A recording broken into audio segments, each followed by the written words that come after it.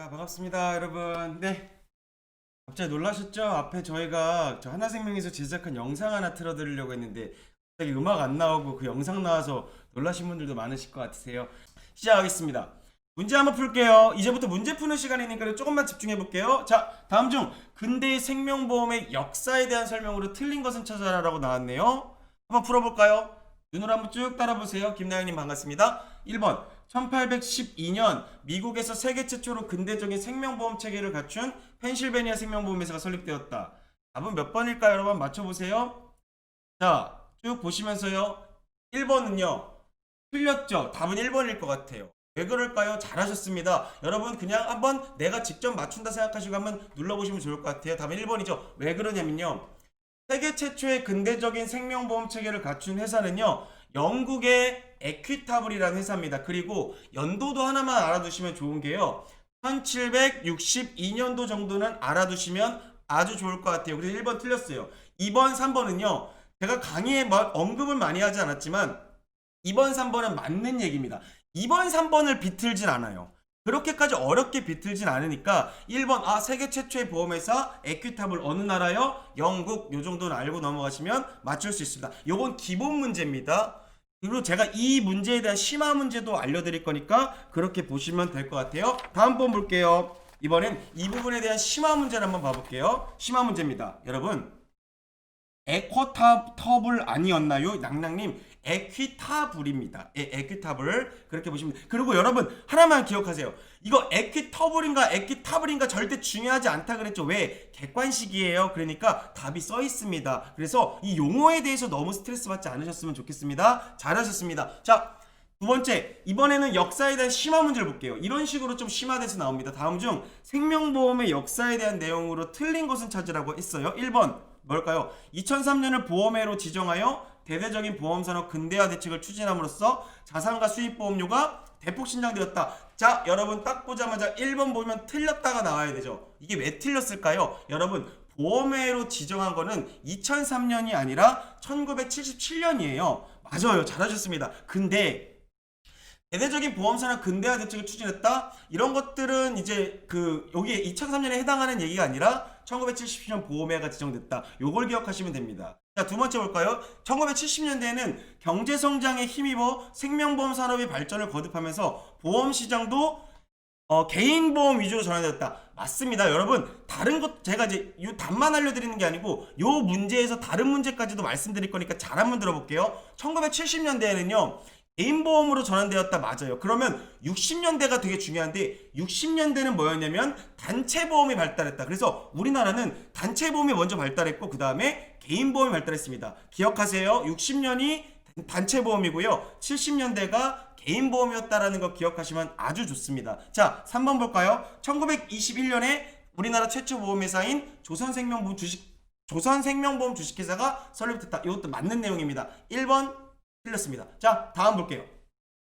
자, 다음 중 사회보험과 민영보험에 대한 설명으로 맞는 것은 찾는 겁니다. 맞는 것은 양양님 잠깐 여기서 일본이라고 얘기하셨는데 일본은 뭐냐면요. 우리나라에 보험 대리점을 설치하면서 들어왔어요. 그러다 보니까 보험 대리점이 뭐냐면 일반적인 그냥 우리나라 회사는 아니었어요. 일본의 회사가 들어온 걸 뿐이다. 그래서 우리나라의 보험이 시작된 건 강화도 조약 일본 때문에 시작됐지만 우리나라 회사가 생긴 거는 1921년 조선생명 주식회사였다는 거 기억하시면 됩니다. 조금 헷갈리시죠? 기억할게요. 자, 문제 볼게요. 맞는 거 찾는 거죠. 1번 민영보험은 최저 수준의 생활을 보장한다. 여러분 민영보험은 최저 수준의 생활을 보장합니까? 민영보험은 뭐예요? 우리 보험회사라고 생각하시면 돼요. 그러면 사회보험은 뭐예요? 국가가 해주는 거죠. 민영보험은 최저 수준의 생활을 보장하는 게 아니라 최저 수준의 생활은 누가 보장하냐면 국가가 보장한다라는 거 기억하시면 됩니다. 두 번째 볼까요? 사회보험의 급여 수준은 계약에 의해 결정됐다. 여러분 급여 수준이라고 하면 어렵게 생각하지 마시고 내가 받는 보험금이라고 생각하시면 될 것 같아요. 사회보험의 급여 수준은 계약에 의해 결정되는 게 아니라 민영보험이 급여 수준이 계약에 의해 결정되겠죠. 사회보험은 그냥 고정입니다. 본인들이 정하죠. 독점이니까. 사회보험은 정부에 의해 적립기금의 투자 방법이 결정된다. 이게 맞죠. 정부가 결정하겠죠. 3번 잘하셨습니다. 자, 다음 볼게요. 다음 표에서 설명하는 사회보장제도는 무엇일까요? 여러분 국민에게 발생하는 사회적 위험, 질병, 사망, 부상, 노령 등의 보험 방식으로 대처함으로써 국민 건강과 소득을 보장하는 데죠. 보험 방식 나왔네요. 답을 찾아야죠. 답은 1번입니다. 사회보험을 찾으시면 됩니다. 자, 그러면 다른 거 한번 얘기해 볼까요? 공공부조는 뭐였죠? 공공부조는 의료급여 같은 의료급여 같이 최소한의 우리 최저 생계, 우리의 최소한의 삶을 보장하는 걸 공공부조라고 했습니다. 그리고 사회서비스에는요, 노인복지, 아동복지, 장애인복지, 가정복지 네 가지가 있는데 다 복지자 들어간다라는 거 기억하시면 아주 좋습니다. 맞습니다. 잘하셨고요. 다들 잘 맞추시네요. 역시 저보다 더 잘하시는 것 같으세요. 이제 다음 문제 볼게요. 자, 잠깐 중간에 안내 드리겠습니다. 여러분, 시험 일정 때문에 오늘 조금 불편함을 겪으셨다면 다시 한번 죄송한 말씀을 드리고요. 저희가 내일 개별적으로 여러분들에게 일정을 다시 한번 공유할 거니까 그렇게 다시 한번 말씀드리고 양해를 부탁드리도록 하겠습니다. 네. 자, 3번 볼게요. 기본 문제고요. 다음 중 생명보험 자산의 운용 현황에 대한 설명으로 맞는 것은 찾아볼까요? 운용 현황 1번 주식채권 유가증권에 가장 많이 투자한다. 여러분 기억하세요. 유가증권에다가 가장 많이 우리의 돈들을 보험회사는 투자하고요. 두 번째가 대출채권이었고요. 세 번째가 현금과 예치금이었고요. 네 번째가 부동산이었습니다. 1번은 맞죠. 유가증권에 가장 많이 투자하죠. 2번 볼까요? 유동성을 확보하기 위해 현금과 예치금의 비중이 가장 높다. 아니요. 현금과 예치금은 3등입니다. 현금과 예치금 많이 보유하지 않습니다. 세 번째 볼게요. 부동산 가격 상승에 대비하여 부동산 자산의 비중이 가장 낮아요. 높지 않습니다. 꼴찌예요. 왜? 부동산을 여러분들이 보험금을 청구하시면 그걸 빨리 현금으로 바꿔서 드려야 되죠. 그걸 유동성이 높다라 그러죠. 그래야 되는데 부동산은 빨리 팔기가 어렵잖아요. 그래서 부동산으로 잘 자산을 보유하지 않습니다. 그렇게 보시면 1번이 맞는 거죠. 잘하셨습니다. 자, 다음 볼게요. 자, 다음 중 생명보험 자산의 운용 원칙에 대한 설명으로 이번엔 틀린 것은 조금 심화된 문제예요. 한번 꼽은 문제입니다. 1번 안정성. 장래 보험금 등으로 지급되어야 하기 때문에 안정적으로 운영되어야 한다. 생각하세요. 내 돈이 어떻게 운영되어야 될지. 2번 유동성. 보험금 지급이 일시에 집중되는 경우를 대비하여 유동성이 높은 자산을 보유하고 있다. 제가 말씀드렸죠. 유가증권이라고. 네. 3번 수익성. 생명보험 자산은 기본적으로 적용률 이상으로 운용되지 않아. 여러분들이 낸 돈이 운용이 수익을 걷지 못한다면 그건 좀 문제가 있는 거죠. 답은 3번이겠죠. 3번 수익도 거둬야 됩니다. 안정하지만 수익도 거둬야 된다. 그거를 여러분들이 기억하시면 아주 좋습니다. 자, 다음 문제 볼게요. 다음 문제. 자, 다음 중 개인의 재무 설계 필요성에 대한 설명 중 틀린 것은 찾아볼까요? 1번 실업이나 질병으로 인한 자신과 가족의 생계 유지와 은퇴 생활에 대한 대비가 필요하다. 맞겠죠? 자, 소득의 흐름과 죄송합니다. 이거 오타가 났네요. 소득의 흐름과 소비 지출의 흐름입니다. 소비 지출의 흐름. 그렇죠? 소비 지출의 흐름이 일치하기 때문이다. 띵. 아니죠. 불일치입니다. 설명 뒤에 드릴게요. 3번 물가 상승, 결혼, 자녀 교육 등의 미래 리스크에 대한 대비가 필요하기 때문이다. 잘하셨습니다. 2번인데요. 왜 2번일까요? 여러분 이걸 이해하시면 더 편해요. 여러분 제가 소득을 언제부터 언제까지 볼 수 있을까요? 저는 이렇게 생각합니다. 예를 들어서 30부터 60까지 소득을 벌어요. 30부터 60세까지. 그런데 제가 지출은 언제까지 할까요? 지출은요, 아마 죽을 때까지 할 거예요. 그러면 이 흐름이 일치해요? 당연히 불일치하겠죠. 그래요. 마이너스, 반비례 다 많아요. 소득이 더 많아져서 그거라기보다는 제가 볼 때는 소득이 그럴 수 있겠죠. 소득은 이 정도에서 발생하는데 지출은 여기까지 생기는 거예요. 그래서 일치하지 않죠. 그래서 소득이 많아진, 그렇죠, 중년의 잉여소득을 가지고 우리가 노후 준비를 하는 겁니다. 그렇게 보시면 될 것 같아요. 너무너무 잘하시네요. 저보다 더 잘하시는 것 같아요. 다음 볼게요. 다음은요. 다음 중 사회 경제적 환경 변화에 대응하기 위한 재무설계 필요성에 대한 내용으로 틀린 것은 조금 어렵게 꼽은 문제입니다. 1번 볼게요. 2009년 자본시장법이 시행됨에 따라 새로운 금융상품 출시가 줄었다. 2번 한국 가계자산 중 금융자산이 차지하는 비중은 미국과 일본에 비해 여전히 낮다. 3번 금융자산에 대한 비중이 점차 늘어날 것이 예상됩니다. 답은 여러분 조금 어려워요. 이게 은근히 함정이 있어요. 은근히 함정. 자, 여러분 1번입니다. 정답. 3번이 나올 수 있어요. 왜냐면 잠깐만 제가 말씀을 드릴게요. 왜 3번이 아닌지를 말씀을 드리면, 여러분 지금 현재 우리나라는 대부분 자산을 뭘로 갖고 있죠? 2번을 보시면 됩니다. 금융자산이 차지하는 비중이 굉장히 낮아요. 미국과 일본은 금융자산이 뭐냐면 보험이나 뭐 은행이나 증권이나 우리가 흔히 얘기하는 금융권들에서 우리가 뭐 저축을 하거나 어디 투자한 거죠. 그런 걸 금융자산이라 그러는데 잘 생각해 보시면요. 우리나라 대부분 뭘로 돼 있죠? 이게 부동산으로 돼 있어요. 근데 미국과 일본은 부동산보다 금융자산이, 그러니까 우리나라보다 금융자산이 더 높아요. 근데 3번이 왜 그 답이 맞는 거냐면 우리나라의 금융자산이 점점 늘어날 것으로 현재 예상을 하고 있어요. 그래서 3번 맞는 건데 1번이 왜 틀렸을까요? 여러분 1번은요. 금융상품 출시가 준 게 아니라 지금 새로운 금융상품이 자본시장법이 뭐냐면 흔히 얘기해서 그 금융권 간의 벽들이 다 없어진 거예요. 그래서 뭐 그냥 쉽게 생각해서 방카슈랑스도 이 금융의 벽이 없어진 거잖아요. 은행에서 보험을 판매하는 거니까. 그러다 보니까 새로운 금융상품들이 굉장히 많이 출시되고 있습니다. 그러다 보니까 정답은 1번이 틀린 거였습니다. 좀 어려운 문제입니다. 맞아요. 낭낭님 부채도 금융자산이겠죠.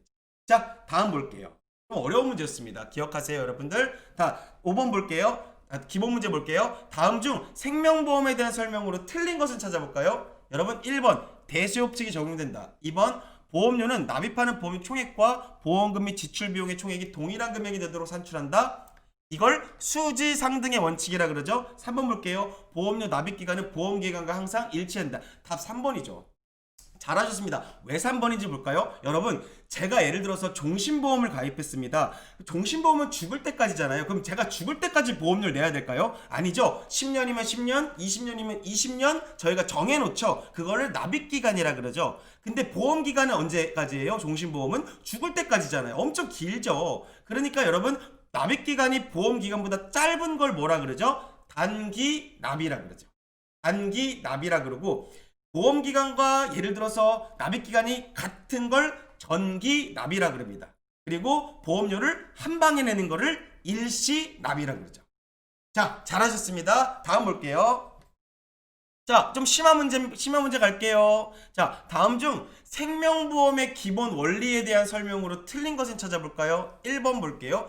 계약자가 틀린 거 찾는 겁니다. 납입한 보험료의 총액과 보험회사가 지급하는 보험금 및 지출 비용의 총액이 동일한 금액이 되도록 하는 것을 수지상등의 원칙이라고 한다. 맞죠? 2번 관찰의 횟수를 늘려가면 일정한 발생 확률이 나오고 이 확률은 대개 비슷하게 진행되는데 이를 전체 평균의 법칙이라고 한다. 아니죠? 대수의 법칙이죠. 크루님 예 크크크 이건 전체 평균의 법칙이 아니라 그럴듯하죠. 이걸 대수의 법칙이라 하죠. 확률이었죠. 주사위를 던졌을 때 관찰의 횟수가 많으면 많을수록 확률은 일정해지더라. 대수의 법칙이었죠. 3번 어떠한 연령대의 사람들이 1년간 몇 명 정도 사망할 것인가를 산출한 게 사망률이다. 당연한 얘기겠죠. 사망하면 누구 생각할까요? 헨리 생각하죠. 사망 헨리. 그 다음에 생존은 파스칼. 생파까지 기억하시면 아주 좋을 것 같아요. 자, 다음 볼게요. 아무래도 여러분 이 문제풀이는요 제가 여지껏 강의했던 내용을 토대로 얘기하다 보니까 이런 암기에 대한 것들 말씀드릴 건데요. 아마 이게 무슨 말이야 하시는 분들은 조금 앞부분 학습을 하시면 훨씬 더 잘 이해하실 겁니다. 그것만 말씀드릴게요. 자, 다음 중 수지상등의 원칙에 대한 설명으로 맞는 거 찾아볼까요? 1번 현금 흐름 방식으로 계산되는 보험료는 수지상등 원칙이 적용되지 않는다. 여러분 2번 볼까요? 생명보험의 순보험료는 수지상등의 원칙에 의해 계산된다. 3번 보험계약자가 개개인의 입장에서 납입하는 보험료 총액과 보험회사가 지급하는 보험금 및 지출비용의 총액은 동일한 금액으로 하는 것이다. 이거 진짜 어려운 문제입니다. 파스칼은 수학자 네네네 예 맞습니다. 수학자 뒤에 말씀드릴게요. 일단 이 문제를 먼저 볼게요. 6번에 뭐예요 여러분들? 정답이 6번의 정답은 2번입니다. 맞는 거 찾죠? 자, 1번부터 잠깐 볼게요.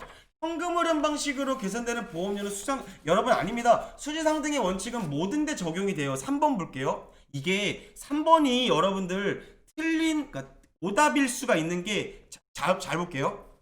이게 왜 틀렸냐면 보험계약자 개개인의 입장이기 때문입니다. 자, 무슨 말이냐? 개개인 때문에 안 되는 거예요. 자, 이게 왜 그러냐면 보험회사 입장인 거예요. 보험회사 입장에서 여러분들이 낸 보험료를 다 모아서요. 여러분들 중에 누군가가 크게 질병에 걸리면 그 보험료를 그 분에게 주는 겁니다. 그렇기 때문에 개개인의 입장이 아니라 사실은 입장으로 따지자면 보험회사의 입장입니다. 이거 어려운 문제였습니다. 2번요. 생명보험의 순보험료는 수지상등의 원칙에 의해 계산된다. 요게 맞는 거예요. 조금 어려운 문제였죠. 개개인이 아니라는 거 좀 기억하시면 좋습니다. 잘하셨습니다. 다음 볼게요. 자, 다음은요. 계산 문제가 하나 나왔네요. 수지상등의 원칙을 이해하시려면 이 문제를 푸시면 반드시 이해할 수 있습니다. 제가 앞부분에 얘기한 게 요 내용이라고 거의 보시면 되고요. 계산해 볼까요? 다음 표에서 수지상등의 원칙에 의해 결정되는 1인당 납입보험료는 얼마일까요?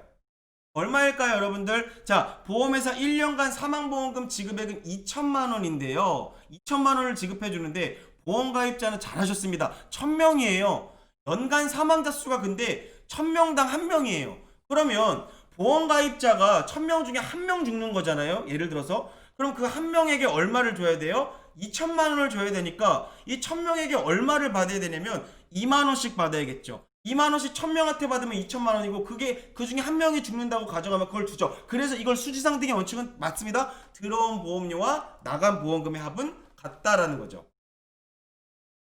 자, 시험시간 변경 말씀하시는데 제가 말씀을 드릴게요. 네네네. 강쌤님 그리고 박지연님, 예, 시험시간 변경이요. 이 시험시간 변경은 사실 저희 회사에서 하는 게 아니라 협회에서 진행을 하다 보니까 지금 사실 변경하기는 어렵습니다. 그거 말씀을 좀 드리도록 할게요. 그래서 저희도 당연히 변경을 시켜드리면 좋겠지만 이건 저희 회사에서 이제 시험을 진행하는 게 아니다 보니까 협회에서 진행하는 것 좀 말씀을 드리도록 할게요. 그 부분 말씀을 좀 드릴게요. 자, 뭐 이런 질문에 대한 건 좀 뒤에서 좀 답변을 더 드리도록 하겠습니다. 다음 볼게요. 자, 다음 7번. 다음 중 보험 계약자에 대한 설명으로 여러분 틀린 것은 한번 찾아볼까요? 몇 번일까요? 뭐가 틀렸을까요? 저는 눈에 좀 보이는 것 같은데요. 네. 답은 3번이겠죠? 왜 3번일까요, 여러분? 1번. 보험계약자는 보험료 납입 의무를 지는 사람입니다. 계약자 돈 내는 사람이랬죠? 보험료 내는 사람. 두 번째. 자연인이든 법인이든 상관없이 보험계약자가 될 수 있다. 여러분, 자연인은 저희 같은 사람이고요. 법인은 회사인데요. 법인도 계약자가 될 수 있어요. 그런데 세 번째, 여러 명이 동시에 계약자가 될 수 있어요. 자, 그래서 정리해 드릴게요.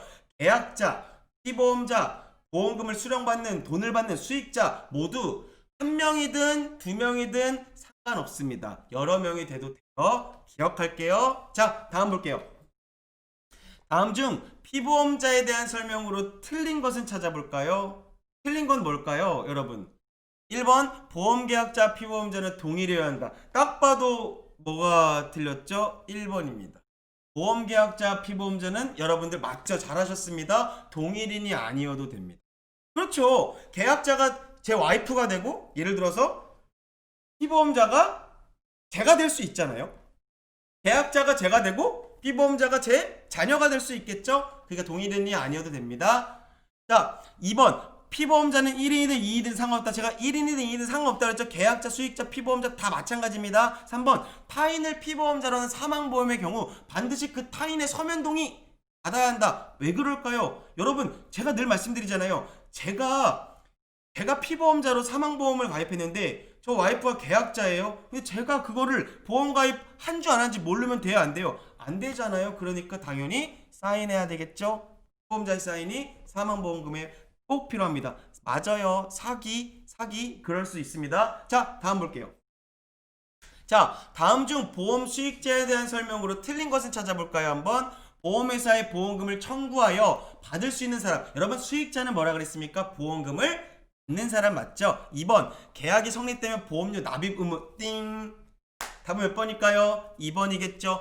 계약이 성립되면 보험료 납입 의무를 지는 사람은 누구라 그랬죠? 계약자, 돈 내는 사람이라 그랬죠. 그리고 수익자도 마찬가지입니다. 수나 자격에는 제한이 없다. 꼭 기억하세요. 시험 문제 실제로 이렇게 나옵니다, 여러분들. 다음 볼게요. 자, 다음 중 보험계약 관계자에 해당하지 않는 경우를 찾아볼까요? 자, 보험계약 관계자는 누구냐면 계약자, 피보험자, 수익자, 그리고 이 수익자 이 세 명을 제외하고 보험회사까지 있겠죠. 1번 계약이 성립되면 보험료 납입 의무를 갖는 사람, 돈 내는 사람이에요. 계약자였죠. 2번 보험사고가 발생할 경우 보험금을 지급할 책임이 있는 사람이었죠. 보험금을 누가 책임을 져야 돼요? 보험회사가 져야겠죠. 3번 볼게요. 보험회사의 사업 영위를 위해 사업 허가를 승인해주는 사람. 여러분, 제가 보험회사 차릴 거예요. 어디다가 신고한다 그랬죠? 금융위원회에다 신고하죠. 제가 보험회사예요. 상품 만들었어요. 그럼 어디다 신고한다 그랬죠? 금융위원회. 금융이 맞습니다. 그럼 3번. 금융위원회는요, 보험계약 관계자에 해당하지 않죠? 계약자, 피보험자, 수익자, 그리고 보험회사까지만 계약 관계자에 해당한다. 기억하시면 됩니다. 잘하셨습니다. 다음 볼게요. 자, 다음 중 현금 흐름 방식에 대한 설명으로 알맞게 짝지어진 것은 찾아볼까요? 현금 흐름 방식은 과거 거예요? 현재 거예요? 현재 거예요. 과거 거는 3위원 방식입니다. 이거는 보험료를 산출하는, 여러분들의, 우리 같은 사람들의 보험료를 산출하는 그런 기준입니다. 제도. 자, 가볼게요. 예, 벌써 다 맞추셨네요. 기존 3위원 방식, 그건 과거 거죠. 3위원 방식의 가격 요소 이외에 계약 유지율, 판매량, 투자 수익률 등 다양한 가격 요소를 반영하였다. 이거 맞아요. 그러니까 기존의 3위원 방식은 예정 위험률, 예정 이율, 예정 사업 비율 이거만 썼는데 여기에다가 계약의 유지율, 판매량 이런 것들을 회사별로 넣어놓은 겁니다. 그래서 이거는 회사별로 조금씩 다르겠죠. 자, 다양한 가격 요소를 반영할 수 있습니다. 그러다 보니까 다를 볼게요.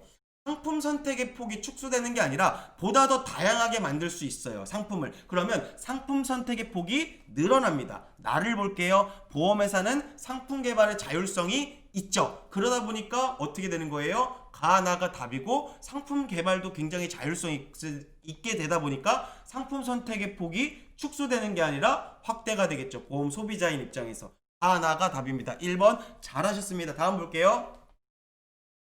다음 중 보험료 산출 방법에 대한 내용으로 올바른 것은 뭘까요? 올바른 것 찾는 겁니다. 1번 3위원 방식이란 계약 유지율, 판매량, 투자 수익률을 기초로 보험료를 산출하는 방식이다. 여러분, 너무너무 비슷한 얘기인데 3위원 방식이 아니라 유지율, 판매량 이런 얘기 나오면 현금 흐름 방식입니다. 2번 볼게요. 현금 흐름 방식 도입 이후 모든 생명보험에서는 현금 흐름 방식으로만 보험료 아니에요, 여러분들. 아직도 3위원 방식 쓰는 데 있습니다. 그리고 다른 나라들은 아직도 3위원 방식을 많이 써요. 다만 우리나라에서 현금 흐름 방식을 많이 쓸 뿐입니다. 3번 볼게요. 3위원 방식에 비해 현금 흐름 방식은 전산 시스템 관련 비용이 많다. 3번이 답이에요. 잘하셨어요. 왜냐? 여러분, 제가 말씀드렸죠. 3위원 방식은요, 되게 간편해요. 보험료를 만들어내는 게 되게 간편한 방식으로 만들어내는데 그 대신 문제가 있죠. 좀 보수적이고요.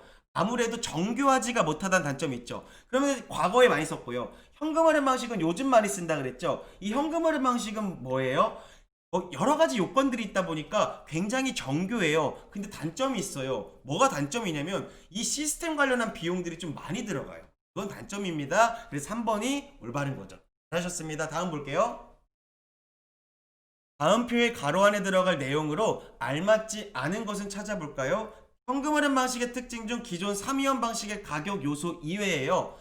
가로 등 다양한 가격 요소를 반영하여 보험료를 산출하는 것이다. 여기서 가로 안에 들어갈 내용으로 알맞지 않은 것은 찾아볼까요? 정답은 맞아요. 2번입니다. 박지연님 2번에다가 물음표 치셨죠? 이제 혹시나 하는 마음인 것 같은데 여러분 이게 좀 어려운 문제였는데요. 실제로 심화 문제에서는 이런 문제가 좀 나오는데 좀 굉장히 어렵게 나온 겁니다. 자, 계약 유지율이랑요 판매량 같은 건 고려하지만 여러분 사업 비율이라는 건요 굳이 보험료에다가 이렇게 현금 흐름 방식에다가 적용되지 않는다는 것 좀 기억하시면 될 것 같아요. 계약 유지율과 판매량입니다. 사업 비율은 여기 고려하지 않는다 라고 보시면 됩니다. 자, 잘하셨고 다음 볼게요.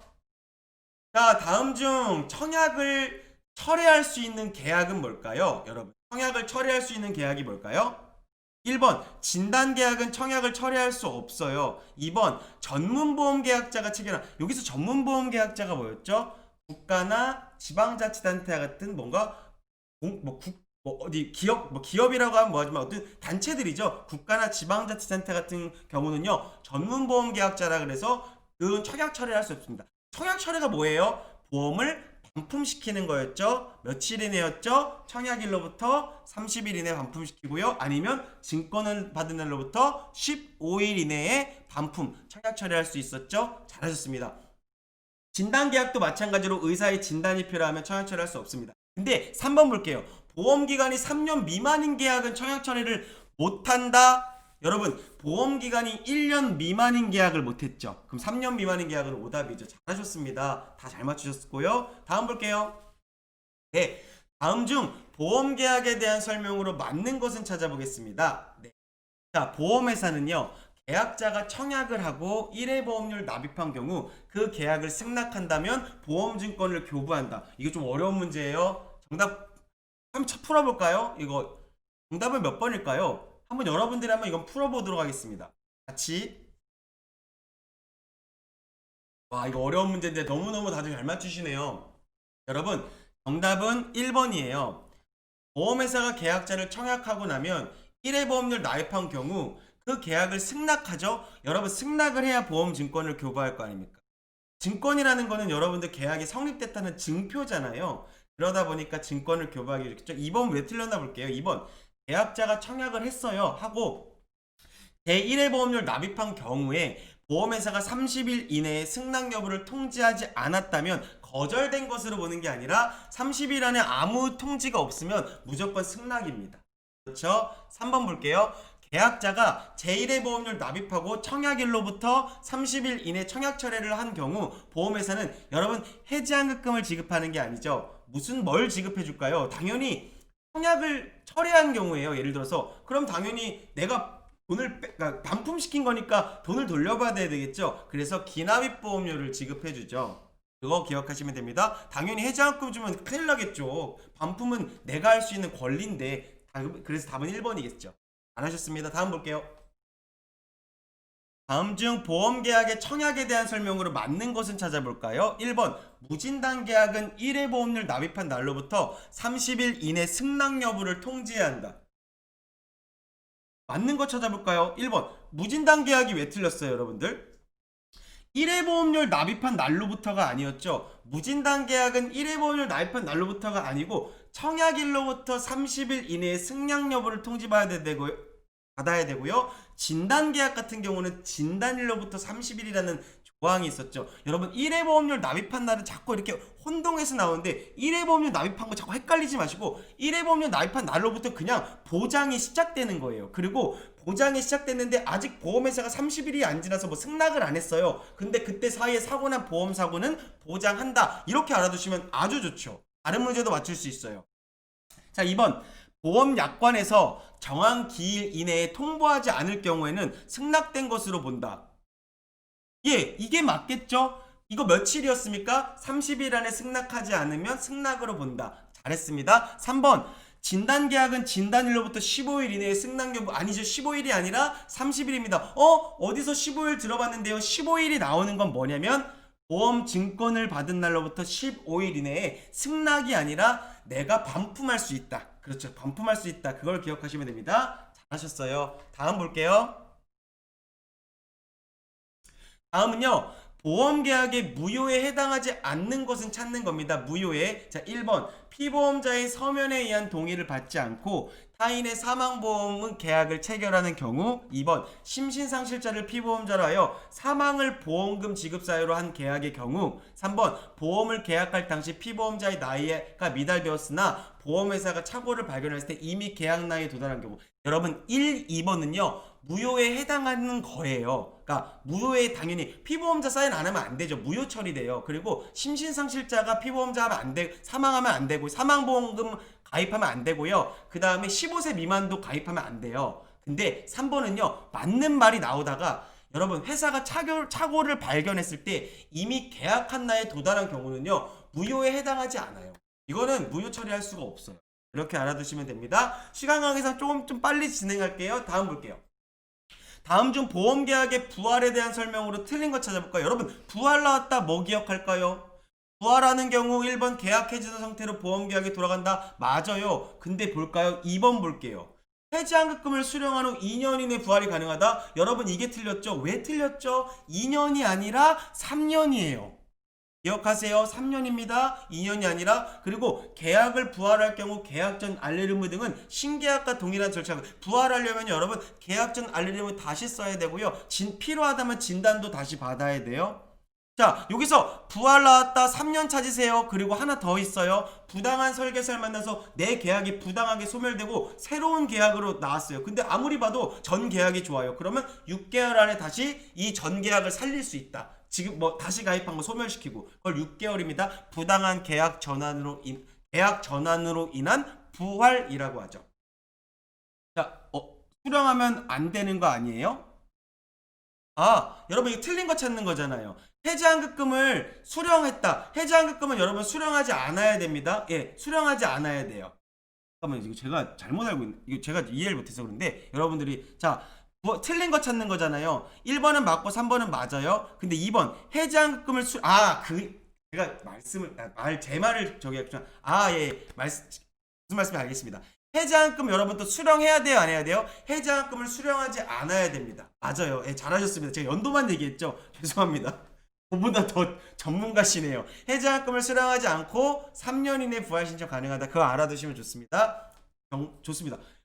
해지하면 여러분 부활 안 돼요. 해지하면 부활 안 돼요. 오해하지 마십시오. 예. 크루님 감사합니다. 크루님 덕분입니다. 다음 볼게요. 자, 다음 보시면요. 언더라이팅에 대한 얘기가 나오네요. 언더라이팅은 뭐였죠? 저 청약할게요. 아직 계약이 성립된 게 아니라 그랬죠. 보험회사가 승낙해야 됩니다. 그러면 청약과 승낙까지 가운데 이 계약을 받아줄지 안 받아줄지. 그러면 받아준다면 얼마의 보험료를 받고 얼마의 보험금을 줘야 될지를 결정하는 단계를 언더라이팅이라고 했었죠. 맞는 거 찾아볼게요. 1번 역선택 방지보다는 보험 가입자의 공평성을 유지해야 된다. 언뜻 보면 맞는 얘기인데요. 사실 언더라이팅은요, 역선택을 방지하기 위한 게 굉장히 커요. 역선택이 뭐냐? 여러분, 역선택 나왔으면요, 어렵게 생각하지 마시고 역선택은 보험 사기다 라고 생각하세요. 그럼 보험 사기 방지하려고 언더라이팅 하는 거예요. 자, 두 번째 볼게요. 위험률 차익 관리를 통해 보험회사 경영의 안정성에 확보를 할 수 있다. 2번이 맞습니다. 언더라이팅을 잘해야지만 사실 보험회사도 안정성을 확보할 수 있겠죠. 여러분, 그러니까 우리 같은 고객들도 당연히 피해를 보지 않겠지만 회사도 마찬가지일 겁니다. 자, 3번 보험료와 보험금 한도 결정과 보험사고 조사 등은 생명보험 사업의 핵심 업무에 들어간다. 맞는 얘기 같은데요. 왜 틀렸을까요, 여러분? 3번이 왜 틀렸냐면요, 맞는 얘기 같죠. 근데 왜 틀렸냐면 이유를 말씀드릴게요. 보험사고 조사는 언더라이팅 얘기가 아니에요. 그렇죠. 보험료와 보험금을 결정하는 거는 언더라이팅인데 보험사고 조사는 뭐였죠? 이건 클레임이었죠. 그렇죠. 이게 아주 치사하게 된 문제입니다. 그렇죠. 보험사고 조사는 언더라이팅이 아니고 클레임입니다. 그러니까 여러분들 잘 기억하세요. 이거를 문제를 꼼꼼히 보셔야 됩니다. 꼭 이런 식으로 진짜 귀튼 문제가 나와요, 실제로. 그러니까 문제를 꼼꼼히 보시면 여러분들 실력이라면 다 맞출 수 있다 말씀드릴게요. 다음 볼게요. 잘하셨습니다. 다음 중 나왔네요. 언더라이팅과 클레임에 대한 설명으로 틀린 거 찾아볼까요? 1번 보험 설계사는 1차 언더라이터로의 역할을 수행한다. 맞죠? 여러분, 보험 설계사가 고객들을 가장 먼저 만나니까 1차 언더라이터죠. 그럼 2차는 누구예요? 진단입니다. 의적 진단, 의사의 진단이 필요하고 3차는 이 업무를 담당하는 언더라이터들이 수행을 하고요. 4차는 그게 다 안 끝나면 계약적부 확인 다시 한번 한다. 그 정도 기억하시면 돼요. 2번 볼게요. 클레임 업무 담당자는 업무의 전문성을 위해 의학적 지식이 필요하다. 맞죠? 왜 맞냐면 클레임 업무 담당자는 클레임 뭐라 그랬습니까? 보험금을 지급해 주는 거예요. 쉽게 얘기해서 보험금을 지급해야 되기 때문에 생명보험에서 대부분 다 보험금이 뭐랑 관련이 있냐면 질병이랑 관련이 많이 있겠죠. 그래서 의학적 지식이 필요하겠죠. 자, 3번 볼게요. 클레임 업무가 잘못 처리된 경우에도 회사의 경영 수지에는 영향을 미치지 않는다? 아닙니다. 클레임 업무가 잘못돼서 여러분들 보험금이 잘못 청구가 되면요, 뭐 잘못 나가게 되면 회사도 문제고 우리도 문제예요. 왜? 수지상등의 원칙에 의하면 내가 낸 보험료와 낸 보험료와 받은 보험금은 같다며요. 그러면 다른 사람들이 부당하게 받아갔어요. 잘못해서. 그러면 내가 낼 돈이 더 많아지는 거잖아요. 그래서 나도 잘못됩니다. 3번이 틀린 거죠. 잘했습니다. 맞아요. 언더라이팅 나오면 CKL로, AKL로, FKL로 카풀이 외워두시면 됩니다. 잘하셨습니다. 다음 볼게요. 네. 다음 중 보험 설계사의 책임에 대한 내용으로 맞는 것은 찾을까요? 맞는 것 찾는 거예요. 1번 보험약관을 교부할 때 계약에 관한 중요한 내용은 직접 설명해야 된다. 아닐까요? 맞을까요? 1번 맞겠죠. 정답 공개할게요. 2번 보험계약자의 자필 서명이 필요한 경우 편의를 위해 직계가족이, 여러분 직계가족이 서명하면 돼요? 안 돼요. 절대 안 돼요. 청약서 사본과 약관은 계약자의 부모에게 전달해, 안 됩니다. 직접 전달해줘야 됩니다. 1번이겠죠? 네, 다음 문제 볼게요. 다음 중 보험 설계사의 책임과 의무에 대한 설명으로 맞는 것 찾아볼까요? 1번 보험 설계사는 고객의 재정 상태, 투자 목표, 위험 감수 수준 등을 고려하여 적합한 상품 판매, 맞겠죠? 정답 공개할게요. 2번 고객의 동의가 있을 경우 납입하는 보험료를 일일 수급. 여러분 은근히 보면 맞아요. 일일 수급은 뭘까요? 보험료를 하루에 조금씩 받는 거거든요. 일일 수급 안 돼요. 기억하세요. 3번 볼게요. 고객의 동의를 받았다면 주민등록번호를 설계사가 사용, 절대 안 됩니다. 여러분 주민등록번호는요 고객이 동의했다라 그래서 쓸 수 없어요. 기억하세요. 1번입니다. 다음 볼게요. 자, 잠깐만 숨 좀 고르고 갈게요. 와, 파트 2 하기 전에 잠깐만 숨 고르겠습니다. 파트 1에 문제가 좀 많아가지고요. 잠깐 숨만 고르고 가겠습니다. 여러분들. 잠깐만. 정신없이 달리죠? 아무래도 여러분들한테 많은 문제를 좀 드리고 싶어요. 시험에 꼭 나오는 많은 문제를 드리고 싶으니까 좀 정신없이 진행하는 거 조금 양해를 부탁드리도록 할게요. 잠깐만 물 한 잔 드시고요. 감사합니다. 마시려고 했는데. 양양님 정신이 없으시죠? 사실은 여러분들이 조금만 더 시간을, 저희가 이제 10시까지 딱 정해져 있기 때문에 그 정해진 시간만 딱 없으면 전 천천히 하고 싶은데 여러분들도 일정이 있으시다 보니까 제가 조금 빠르게 진행하는 거 양해를 부탁드리도록 할게요. 자, 잠깐만 이제 파트 2 나가겠습니다. 자, 다시 집중할게요. 자, 다음 중 보험 감독 방식에 대한 설명으로 맞는 것 찾아볼까요? 감독 방식입니다. 보험을 어떻게 감독하느냐? 1번 우리나라는 준거주의 감독 방식을 채택하고 있다. 여러분 아니에요. 우리나라는 준거주의가 아니라 실질적 감독주의를 채택하고 있습니다. 2번 볼게요. 보험 감독 방식의 유형에는 실질적 감독주의와 공시주의와 준거주의가 있다. 여러분 이게 몇 번이 맞을까요? 정답 공개할게요. 자, 이게 실질적 감독주의, 공시주의, 준거주의 맞죠? 2번이 정답이겠죠? 3번 볼게요. 왜 3번이 왜 틀렸냐? 전 과정을 계속적으로 감독하기 위해 대부분의 나라가 준거주의가 아니죠. 여러분 전 과정을 계속적으로 감독하는 걸 우리가 뭐라 그랬죠? 회사가 설립하고 해산하기까지 계속적으로 감독하는 걸 실질적 감독주의라고 했죠. 그걸 우리나라에서 하니까 많이 물어봐요. 근데 준거주의 뭐예요? 어떤 법을 정해놓고 그 법을 지켜라라는 거고요. 공시주의 뭐였습니까? 공시 나왔다, 알린다. 공시주의는 회사가 계속 뭔가를 알려줘야 돼요. 우리 회사 어떻고요? 우리 상품 어떻고요? 여러분들의 수익률은 어떻고요? 계속 알리는 걸 공시주의랍니다. 뒤에 문제 나오니까 같이 풀어볼게요. 뒤에 다음 볼게요. 자, 다음 중 심화 문제입니다. 보험 감독 방식에 대한 설명 중 실질적 감독주의에 해당하는 것은 무엇인가 찾아볼게요. 1번 회사의 경영, 설립 경영 해산에 이르기까지 보험 사업의 전 과정을 계속적으로 감독한다. 정답 공개할게요. 몇 번일까요? 1번입니다. 정답은 1번이죠? 이게 맞죠? 그럼 2번이 왜 틀렸을까 볼까요? 보험 사업을 허가하기 위하여 요구되는 요건을 규정해두고 보험회사가 이 요건을 이거는 당연히 법과 요구와 법을 정해놓은 거죠. 그럼 뭐예요 이거? 준거주의겠죠. 2번은. 3번 정기적으로 재무제표나 영업보고서 등을 공시한다. 공시자 나왔으니까 당연히 이거는 공시주의겠죠. 그럼 답은 1번입니다. 잘하셨습니다. 다음 볼게요. 다음은요, 생명보험 설계사의 등록 요건을 갖춘 사람이 아닌 것은 찾아볼게요. 몇 번일까요? 정답은 생명보험 설계사 등록 요건 갖춘 사람이 아닌 것은, 정답은 딱 보이실 것 같아요. 2번입니다. 개인생명보험대리점의 등록 요건을 갖춘 사람은 아니죠.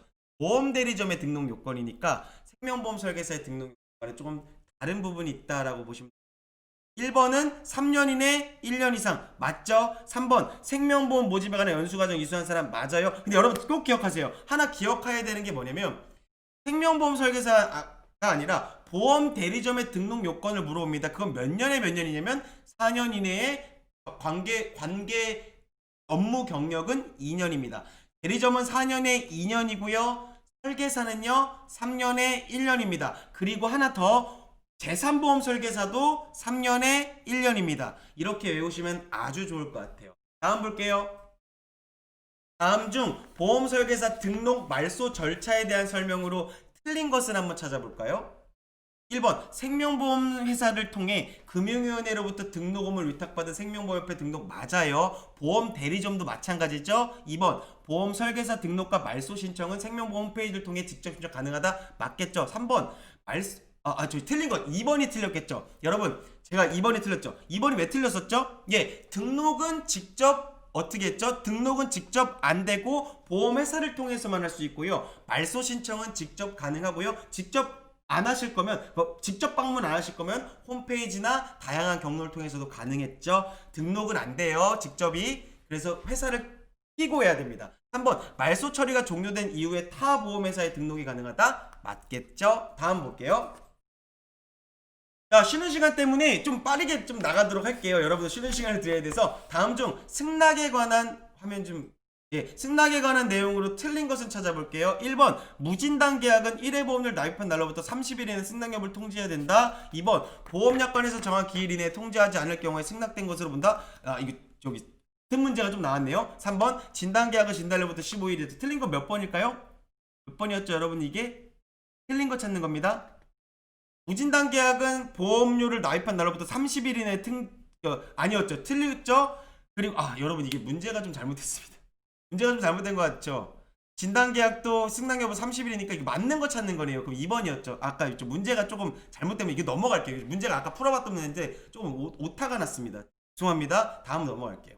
자, 다음 중 보험계약 체결 시 체결 또는 모집에 관한 금지행위가 아닌 걸 찾아볼게요. 1번 실제 명의인이 아닌 자의 보험계약을 모집하거나 실제 명의인이 동의가 없는 보험계약을 모집하는 말도 안 되는 일이죠. 명의인이 동의하지 않은데 이걸 했다. 안 되는 거고. 2번 다른 모집 종사자의 명의로 보험계약 모집을 하는 행위. 당연히 안 되겠죠. 이거. 3번 전화를 이용하여 보험 모집한 경우 우편이나 팩스를 통하여 보험계약자의 자필서를 요구하는 행위. 여러분 3번은 괜찮아요. 여러분 예를 들어 전화를 이용해서 제가 보험 모집하잖아요. 그런다고 사실 이 설계사분이 직접 와서 자필 서명하지 않습니다. 그러면 이걸 뭘로 하냐면 우편이나 팩스를 통해서 이게 사인을 받고 다시 받는 경우들이 많아요. 근데 여기서 하나 알아두셔야 되는 게 전화를 이용해서 모집을 하면요. 고객도 전화를 이용해서 처약 처리를 할 수 있어요. 그걸 기억하시면 돼요. 전화를 이용해서 내가 보험을 계약했다. 그럼 전화를 이용해서 처약 처리도 가능하다까지 기억하시면 될 것 같아요. 다음 볼게요. 다음 중 우수인증 설계사의 인증 기준으로 틀린 것은 이제 거의 막바지가 되고 있습니다. 자, 좀만 더 힘을 낼게요. 동일 법인 대리점에 3년 이상 근무한 설계사. 2번 직접 1년간 민원의 직권이 없는 사람. 신계약 유지율 13회차가 90, 25회차가 80 이상인자. 정답은 1번입니다. 3년 이상 맞다며요. 여러분 요게 또 함정이 있네요. 동일한 그냥 보험회사인데 법인 대리점이라고 대리점이라고 나왔잖아요. 이거는 생명보험협회에서 하는 겁니다. 네, 그렇게 보시면 됩니다. 네, 잘하셨습니다. 1번이죠? 네, 다음 볼게요. 다음 중 우수인증 설계사 제도에 관한 설명으로 틀린 것을 찾아볼까요? 1번 생명보험협회는 2008년 처음 도입한 이후 현재까지 실시하고 있다. 맞고요. 두 번째, 각 보험회사에서 최고의 실적을 거둔 설계사에게 선발하여. 2번이 틀렸습니다. 여러분 우수인증 설계사 제도는요, 최고의 업적을 거둔 설계사가 선발되는 게 아니라 중간 이상 업적을 거둔 사람 중에 유지율이 아까처럼 13회차가 90%, 25회차가 80% 이상이 되고 민원이 없는 사람, 1년간 민원이 없는 좀 올바르고 정직하게 영업하는 분들에게 주는 제도입니다. 그렇게 보시면 돼요. 최고 실적 아니고. 3번 인증기간 중요합니다. 6월 1일부터 다음 해 5월 30일까지 1년 인증기간 있다 보시면 됩니다. 잘하셨어요. 다음 볼게요. 자, 다음 중 예금자보호법에 의한 예금자보호제도에 대한 설명으로 맞는 것 찾는 거네요. 맞는 건지 틀린 건지 꼭 잘 보셔야 됩니다. 시험장 가셔서. 1번 예금자보호법에 의해 재보험 계약은 보호를 받을 수 있는 계약이다. 여러분 예금자보호법에서 안 되는 아이들이 있었어요. 뭐가 있었냐면 이거 답을 먼저 공개하고 할게요. 2번 볼게요. 보장금액은 원금과 소정의 이자 합산에 이게 맞죠? 원금과 이자를 더해서 얼마였습니까? 밑에 3천만 원이 아니라 5천만 원이었죠. 그래서 3번도 틀렸죠. 1번 잠깐 볼게요. 여러분 예금자보호법에 의해 보호받을 수 있는 계약은요, 일반적인 계약들은 맞는데 보호를 못 받는 계약이 중요하다 그랬잖아요. 못 받는 애들 중에 하나가 뭐냐면 이 재보험이에요. 재보험 보호를 못 받아요. 보증보험도 보호를 못 받아요. 그리고 하나 더, 연액보험의 주계약은 보호를 못 받아요. 근데 변액보험의 특약이랑 최저보증보험금은 받을 수 있다까지 알아두시면 좋아요. 아주 좋습니다. 다음 볼게요. 네, 다음 중 예금자보호법에 의한 보험금 지급 사유가 아닌 것은 뭘까요, 여러분? 조금 어려울 수 있어요. 잘 한번 보세요. 근데 예금자보호법에 의한 보험금 지급 어디가 망해야 될 것 같아요. 망해야 될 것 같아요. 1번입니다. 여러분, 업무정지는 회사가 부도가 나거나 파산하거나 인가가 취소된 사유가 아니기 때문에 업무정지는 잠깐 업무정지했다가 다시 풀리면 되는 거다 보니까 예금자보호법이랑은 상관이 없어요. 1번이 답입니다. 잘하셨습니다. 다음 볼게요. 다음 중 금융분쟁조정위원회를 운영하는 기관, 이거 틀리면 진짜 저 사망할래, 이렇게 말씀드릴게요. 자, 꼭 기억하세요. 뭐였죠? 이거 당연히 틀리신 분도 계실 거예요. 그러니까 학습을 1번이죠. 금융감독원입니다. 다행히 다 잘 맞춰주시네요. 사망 안 해도 될 것 같습니다. 자, 금융감독원이었죠. 자, 제가 늘 말씀드리죠. 금융감독원 나왔다. 뭘 찾아야 되냐면 금융분쟁조정위원회를 운영하는 기관이 금융감독원이고, 그러니까 민원이에요. 민원. 금융분쟁이니까 민원이죠. 민원 해결하는데 두 번째 어딜까요? 보험중개사를 등록하는 데입니다. 요거는 시험에 너무 많이 나오니까요. 꼭 기억하시면 좋아요. 다음 볼게요. 자, 다음 가로 안에 표에 가로 안에 들어갈 숫자가 맞게 나열한 것은 뭘까요? 자, 금융감독원은 분쟁조정 신청을 받으려고 또 며칠 이내 합의를 해야 되냐면 30일 이내 합의가 이루어지지 않으면 분쟁조정위원회 해부할 수 있습니다. 근데 분쟁조정위원회 며칠 안에 끝낸다 그랬죠? 60일 안에 끝내죠. 이게 죄송합니다. 저희가 3번이 좀 제 사진 때문에 안 보이는데 정답은 1번에 있죠. 1번입니다. 정답은 그냥 넘겨주세요. 자, 정답은 1번 60일이었죠. 정답 1번. 잘하셨습니다. 네. 자, 꼭 기억하시고요. 다음 볼게요. 다음에서 가로 안에 들어갈 알맞은 것은 뭘까요? 보험회사의 결산공시는 언제였죠? 몇 년간 공시해야 되죠, 여러분들? 결산공시 몇 년간 공시해야 될까요? 네, 3, 4 해야죠. 결산공시는 공시일로부터 3년간 공시해야 되고요. 수시공시도 공시일로부터 3년간 공시해야 됩니다. 뒤에 또 하나 문제 있으니까 뒤에 설명드릴게요. 자, 다음 볼게요. 요것 때문에 좀 헷갈리실 것 같아요. 다음 중 정기공시에 대한 설명으로 맞는 것은, 정기공시는 정기적으로 뭔가 알려주는 거니까 맞는 것처럼 1번 결산공시는 결산일로부터 3개월 이내에 공시해야 된다. 정답 몇 번일까요, 여러분들? 정답은 1번입니다. 자, 정답 공개할게요. 1번. 자, 근데 2번이 왜 그러니까 정기공시에 결산공시 있고 밑에 분기별 임시 결산공시 있잖아요. 근데 2번이 왜 틀렸냐? 여러분, 분기별 임시 결산공시와 항목과 결산공시 항목은요 절대 동일할 수 없죠. 다르겠죠? 근데 3번 볼게요. 분기별 결산공시 내용은요 결산일로부터 3개월이 아니라, 이게 조금 헷갈리셔서 그럴 거예요. 이게 2개월이었죠. 그렇죠. 그래서 정답은 맞는 거 찾는 거니까 1번입니다. 하셨습니다. 2개월 이내예요. 그렇게 보시면 되고요. 다음 볼게요. 다음 중 보험회사의 경영공시 중에 수시공시에 대한 설명으로 틀린 것. 여러분, 수시공시는 뭐예요? 수시로 알려주는 거죠. 정기적인 게 아니라. 1번 회사 홈페이지에 공시일로부터 3년간 공시해야 된다. 요거 맞아요. 2번 볼까요? 부실채권, 금융사고, 소송, 파생상품 거래 등으로 인한 거액의 손실. 회사가 뭔가 거액의 손실을 입었다. 그러면 당연히 우리 같은 계약자들, 회사에 결국 투자한 사람들이니까 알아야겠죠. 3번 볼게요. 경영실적, 위험관리, 재무상황과 같이 정해진 항목을 공시하는 것이다. 여러분, 수시공시는 수시로 이루어지잖아요. 그러다 보니까 뭔가 거대한 위험이나 뭔가 손실 같은 게 있죠. 근데 3번은요. 정해진 항목, 재무상황 이런 거는요. 정기적으로 공시해야 되는 겁니다. 그래서 이거는 정기공시에 해당되겠죠. 그래서 답은 3번이 틀린 거겠죠. 잘하셨습니다. 다음 볼게요. 다음은요. 민원에 대한 설명으로 틀린 것은, 민원이 나왔네요. 1번 보험민원은 상품개발이나 언더라이팅 등 부서정책에 영향을 받는다. 2번 무리한 민원을 받아주게 되면 악성민원이 증가하게 된다. 3번 해당 금융회사에 직접 민원을 접수하는 것이 대부분이다. 1번, 2번은 맞아요. 근데 3번이 왜 틀렸을까요? 여러분, 해당 금융회사에 직접 민원을 접수하는 것도 있지만 대부분은 어디다가 내냐면 민원 나왔다 금감원에다가 많이 냅니다. 기억하시면 좋습니다. 다음 볼게요. 다음 중 보험 민원에 대한 설명으로 맞는 것은 찾아볼까요? 금융감독원 산하 금융분쟁조정위원회에 민원을 신청할 수 있다. 여러분 이거 맞는 것 같죠? 틀렸습니다. 왜 틀렸을까요? 1번이 금융감독원 산하 금융분쟁조정위원회에 민원을 신청하는 게 아니고 금융감독원이 신청하는 겁니다. 금융분쟁조정위원회는 조정을 할 뿐이지 민원을 직접 받아들이는 데는 아닙니다. 그게 좀 헷갈리시죠? 교육하시면 돼요. 2번 보험민원은 보험금 산정 및 지급 민원과 불안전 판매에 따른 보험모집 민원이 전체 민원의 주요 비중. 여러분 보험금 저 못 받았어요. 이게 민원이 많겠죠? 2번 맞아요. 3번 직접 방문하여 접수하는 거 당연히 가능하겠죠. 그래서 답은 2번이 되겠죠. 예, 잘하셨습니다. 네, 다음 볼게요. 김나영님 방송 늦으시잖아요. 예, 그러면요 여러분 유튜브가 조금 늦게 들어오시거나 그러면 좀 문제가 생길 수 있거든요. 그럼 제 얼굴 있죠? 제 얼굴 위에 이렇게 더블 클릭하면 우리가 유튜브 10초 앞으로 당기기 있잖아요. 그걸 계속 당겨보세요. 그러면 저랑 맞출 수 있을 거예요. 네, 그렇게 보시면 됩니다. 김나영님 다음 볼게요. 자, 다음 보기 내용에서 받을 수 있는 세액공제 금액 얼마일까요? 자, 일반 보장성 보험 연간 100만원인데요 한도는 100만원인데 비율은 얼마까지였죠? 12%입니다. 그럼 12%니까 12만원이죠. 장애인 전용은 얼마예요? 연간 100만원인데 얼마까지였죠? 한도는 15%였어요. 그럼 더하면 얼마예요? 27만원이죠. 예, 좀 어려운 문제였죠?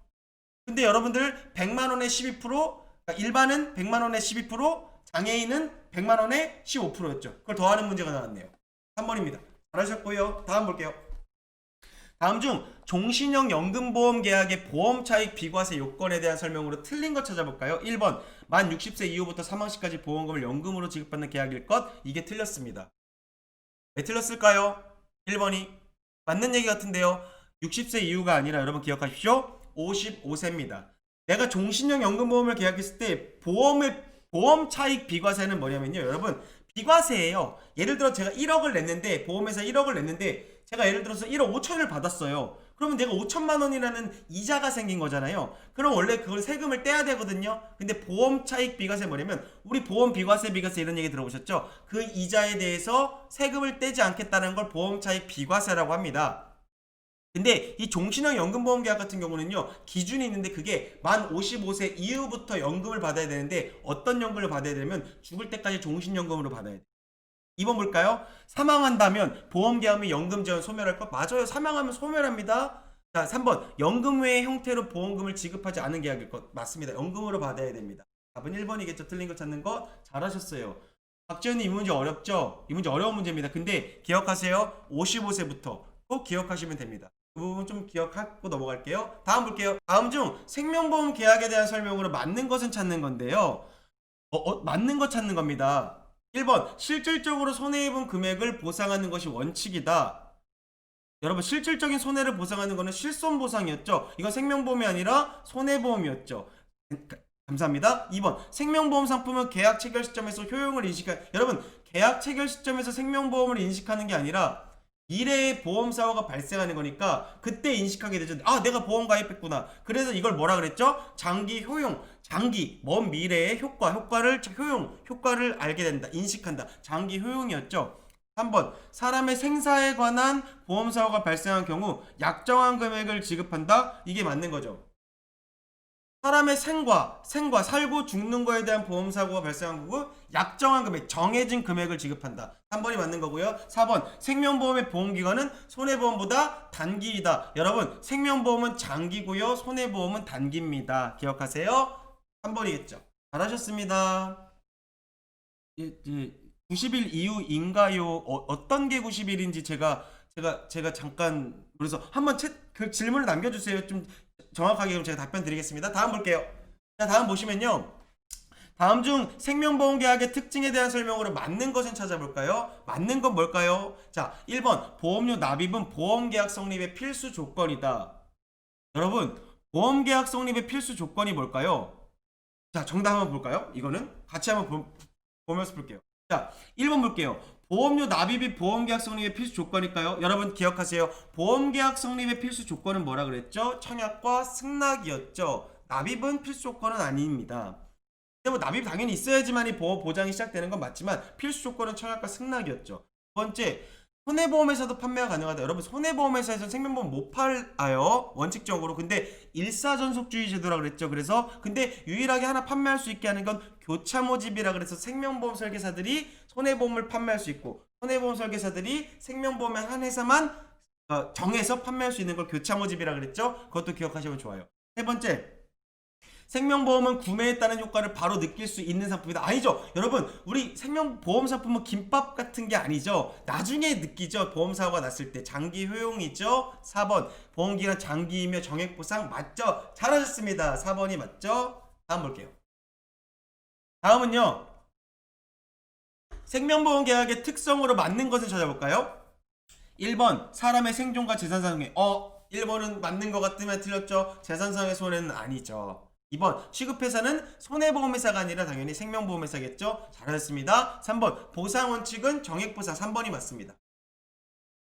자, 4번 보험기간은 단기이면서 확정기간, 이거는 손해보험 얘기겠죠. 대부분 다 틀린데 3번 정액보상은 뭐예요? 정해진 액수만 보상한다. 그리고 손해보험은 실손보상은 실제 손해난 만큼만 보상한다. 손해보험은 실손보상, 생명보험은 정액보상. 기억할게요. 다음 볼게요. 다음 표에서 생명보험 상품의 특징으로 맞는 내용 찾아볼까요? 생명보험 상품의 특징은 뭐가 있을까요? 정답 무형의 상품 맞죠? 형체가 안 보이죠? 2번 단기 효용성 상품. 여러분 단기간에 효용을 느끼는 게 아니고 장기간에 걸쳐 효용을 느낀다 그랬죠? 3번 경제 상황을 당연히 고려해야겠죠? 경제 상황 중요하죠? 4번 가입 시 절차가 필요 없다고요? 아니요, 가입 절차 당연히 있죠. 가입 후에도 정보가 제공되는 상품 맞죠? 가입 후에도 정보가 제공돼야겠죠? 답은 2번이겠네요. 잘하셨습니다.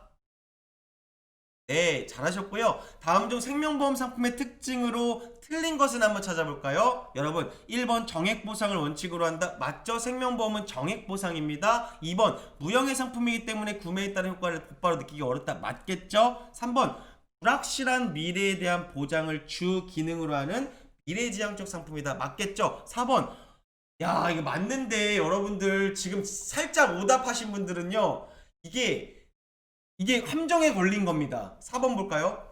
보험회사의 청약과 보험계약자의 승낙이다. 여러분 보세요. 청약은 누가 해요? 보험회사가 하는 게 아니라 계약자가 청약하고요. 승낙은 누가 해요? 보험회사가 하겠죠. 이걸 바꿨죠. 맞아요. 이게 시험장 가셔서 긴장하면요. 여러분들 진짜 틀릴 수 있어요. 그러니까 꼭 어떻게 해야 됩니까? 잘 문제를 보셔야 됩니다. 실제 이렇게 문제를 꼬아내니까요. 예, 다음 볼게요. 자, 다음은요. 다음 중, 여러분들 이게 스트리밍 때문에 지금 혹시 그 퀴즈가 나가시는 분들이 계실 겁니다. 전화번호, 내 자리랑 성함 남겨주세요. 정답이랑 그러면 추첨해서 10분께 저희가 선물 드릴 겁니다. 스타벅스 상품권. 자, 다음 중 생명보험 상품에 대한 설명으로 맞는 것은 찾아볼까요? 1번, 피보험자가 보험기간 중 사망하면 보험금을 지급받을 수 있는 생존보험은 없다. 아닙니다, 여러분들. 2번, 교육보험은 부모가 사망할 경우 계약이 소멸되기 때문에 더 이상 아니죠. 교육보험은 좀 특이했죠. 부모가 사망해도 뭘 줍니까? 양육자금이나 교육자금을 자녀를 위해서 주죠. 교육보험은 대표적인 학비를 마련하는 보험이니까 저축성 보험인데도 사망이 좀 있다 그랬죠. 그래서 1번도 마찬가지로 틀린 거죠. 한번 볼까요? 세제적격 연금저축은 최소보험료 납입기간이 10년이다. 몇 년이죠? 5년이잖아요. 자, 4번 어린이 보험은 죄송합니다. 제가 문제를 좀 잘못 본 것 같은데. 자, 정답 한번 볼게요. 여러분 이게 조금 죄송합니다. 이게 조금 문제가 좀 잘못됐네요. 이게 좀 잘못된 것 같아요. 자, 이거 맞는 거 찾는 건데요. 최저적격 연금저축은요 최소보험료 납입기간이 5년이거든요. 그쵸? 이게 좀 문제가 잘못돼. 죄송합니다. 저희가 문제가 좀 오타를 난 것 같아요. 문제가 이게 여러분들 맞는 거 찾는 건데 1번도 틀리고 2번도 틀리고 4번도 틀렸어요. 어린이 보험은 사망을 보장하는 급부 설계 할 수 없어요. 절대 안 된다 그랬죠. 그쵸? 5번이에요. 3번은요 세제적격 연금저축은 이게 저희가 좀 오타를 냈네요. 최소보험료 납입기간이 10년이 아니라 5년입니다. 맞아요. 그래서 3번이 정답이 없어요. 지금 잘못된 거예요. 그래서 정답이 없는데 죄송합니다. 제가 좀 더 꼼꼼히 봤었어야 되는데 이걸 꼼꼼히 못 본 거 다 양해를 좀 부탁드리도록 할게요. 다음 볼게요. 다음 중 생명보험 상품의 구성에 대한 설명으로 틀린 것은 찾아볼게요. 네네네. 제가 이 문제를 풀게요. 1번 주계약 자체만으로 보험계약이 성립한다. 여러분 생명보험의 주계약 자체만으로 보험계약이 성립하죠. 주계약만 살 수 있죠. 2번 여러가지 특약을 주계약에 부과할 수 있다. 가능하죠. 3번 특약도 상품 개발할 때 주계약과 동일한 개발 절차를 거치죠. 맞아요. 여러분 특약도 사보보 있어요. 기초서로 3가지 있어요. 4번 주계약을 가입하지 않고 특약만 가입할 수 있다? 안 됩니다. 주계약을 가입하지 않고 특약만 가입할 수 있는 상품은 절대 없습니다. 주계약을 자동차라고 생각했죠? 자동차 특약은 뭐예요? 옵션이라 했죠? 옵션만 구매할 수는 없습니다. 자동차를 구매해야 됩니다. 4번 잘하셨습니다. 다음 볼게요. 다음 중 특약에 대한 설명으로 맞는 것은 찾아볼게요. 1번 주계약과 동일한 개발 절차를 거치게 된다. 여러분 특약이 맞는 거 주계약과 동일한 개발 절차 이거 맞는 거겠죠. 1번 정답입니다. 1번 맞는 거 찾는 거 1번이고요. 2번 볼게요. 왜 틀렸는지. 주계약을 가입하지 않고 특약만 가입하는 것은 불가능합니다. 3번 보험계약에서 기본이 되는 중심적인 보장 내용입니다. 내용일까요? 여러분 보험계약의 기본이 되는 중심은 사실 특약은 옵션이니까 주계약이겠죠. 자동차 주계약의 중심 내용이고요. 4번 원칙적으로 특약만으로 보험계약 아니죠. 차량을 구매해야 된다 그랬죠. 주계약 사야 됩니다. 같이 사야 됩니다. 특약 안 됩니다. 자 다음 볼게요. 다음 중 생명보험 상품에 대한 설명으로 맞는 것은 찾아볼까요? 1번 확정금리형 보험은 최초 가입 시 정한 이율로 만기까지 이자를 적립한다? 네, 정답 나왔네요. 1번이네요. 근데 2번 볼게요. 금리 연동형 보험은 최초 여러분 죄송합니다. 이거 오타가 너무 많네요. 죄송합니다. 정말 죄송합니다.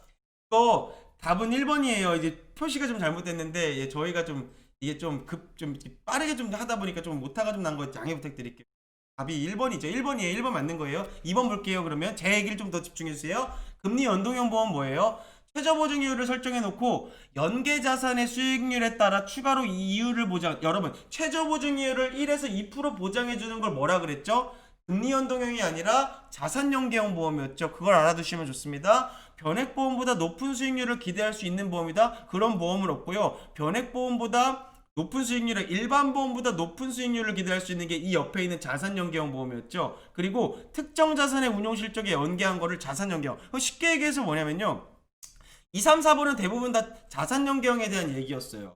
1번이 맞는 거라고 보시면 될 것 같고요. 실적 배당형 보험이 아니고 특정 자산 운용 실적에 연계한 4번은요. 자산 연계형 보험에 해당되는 거예요. 자, 답은 1번입니다.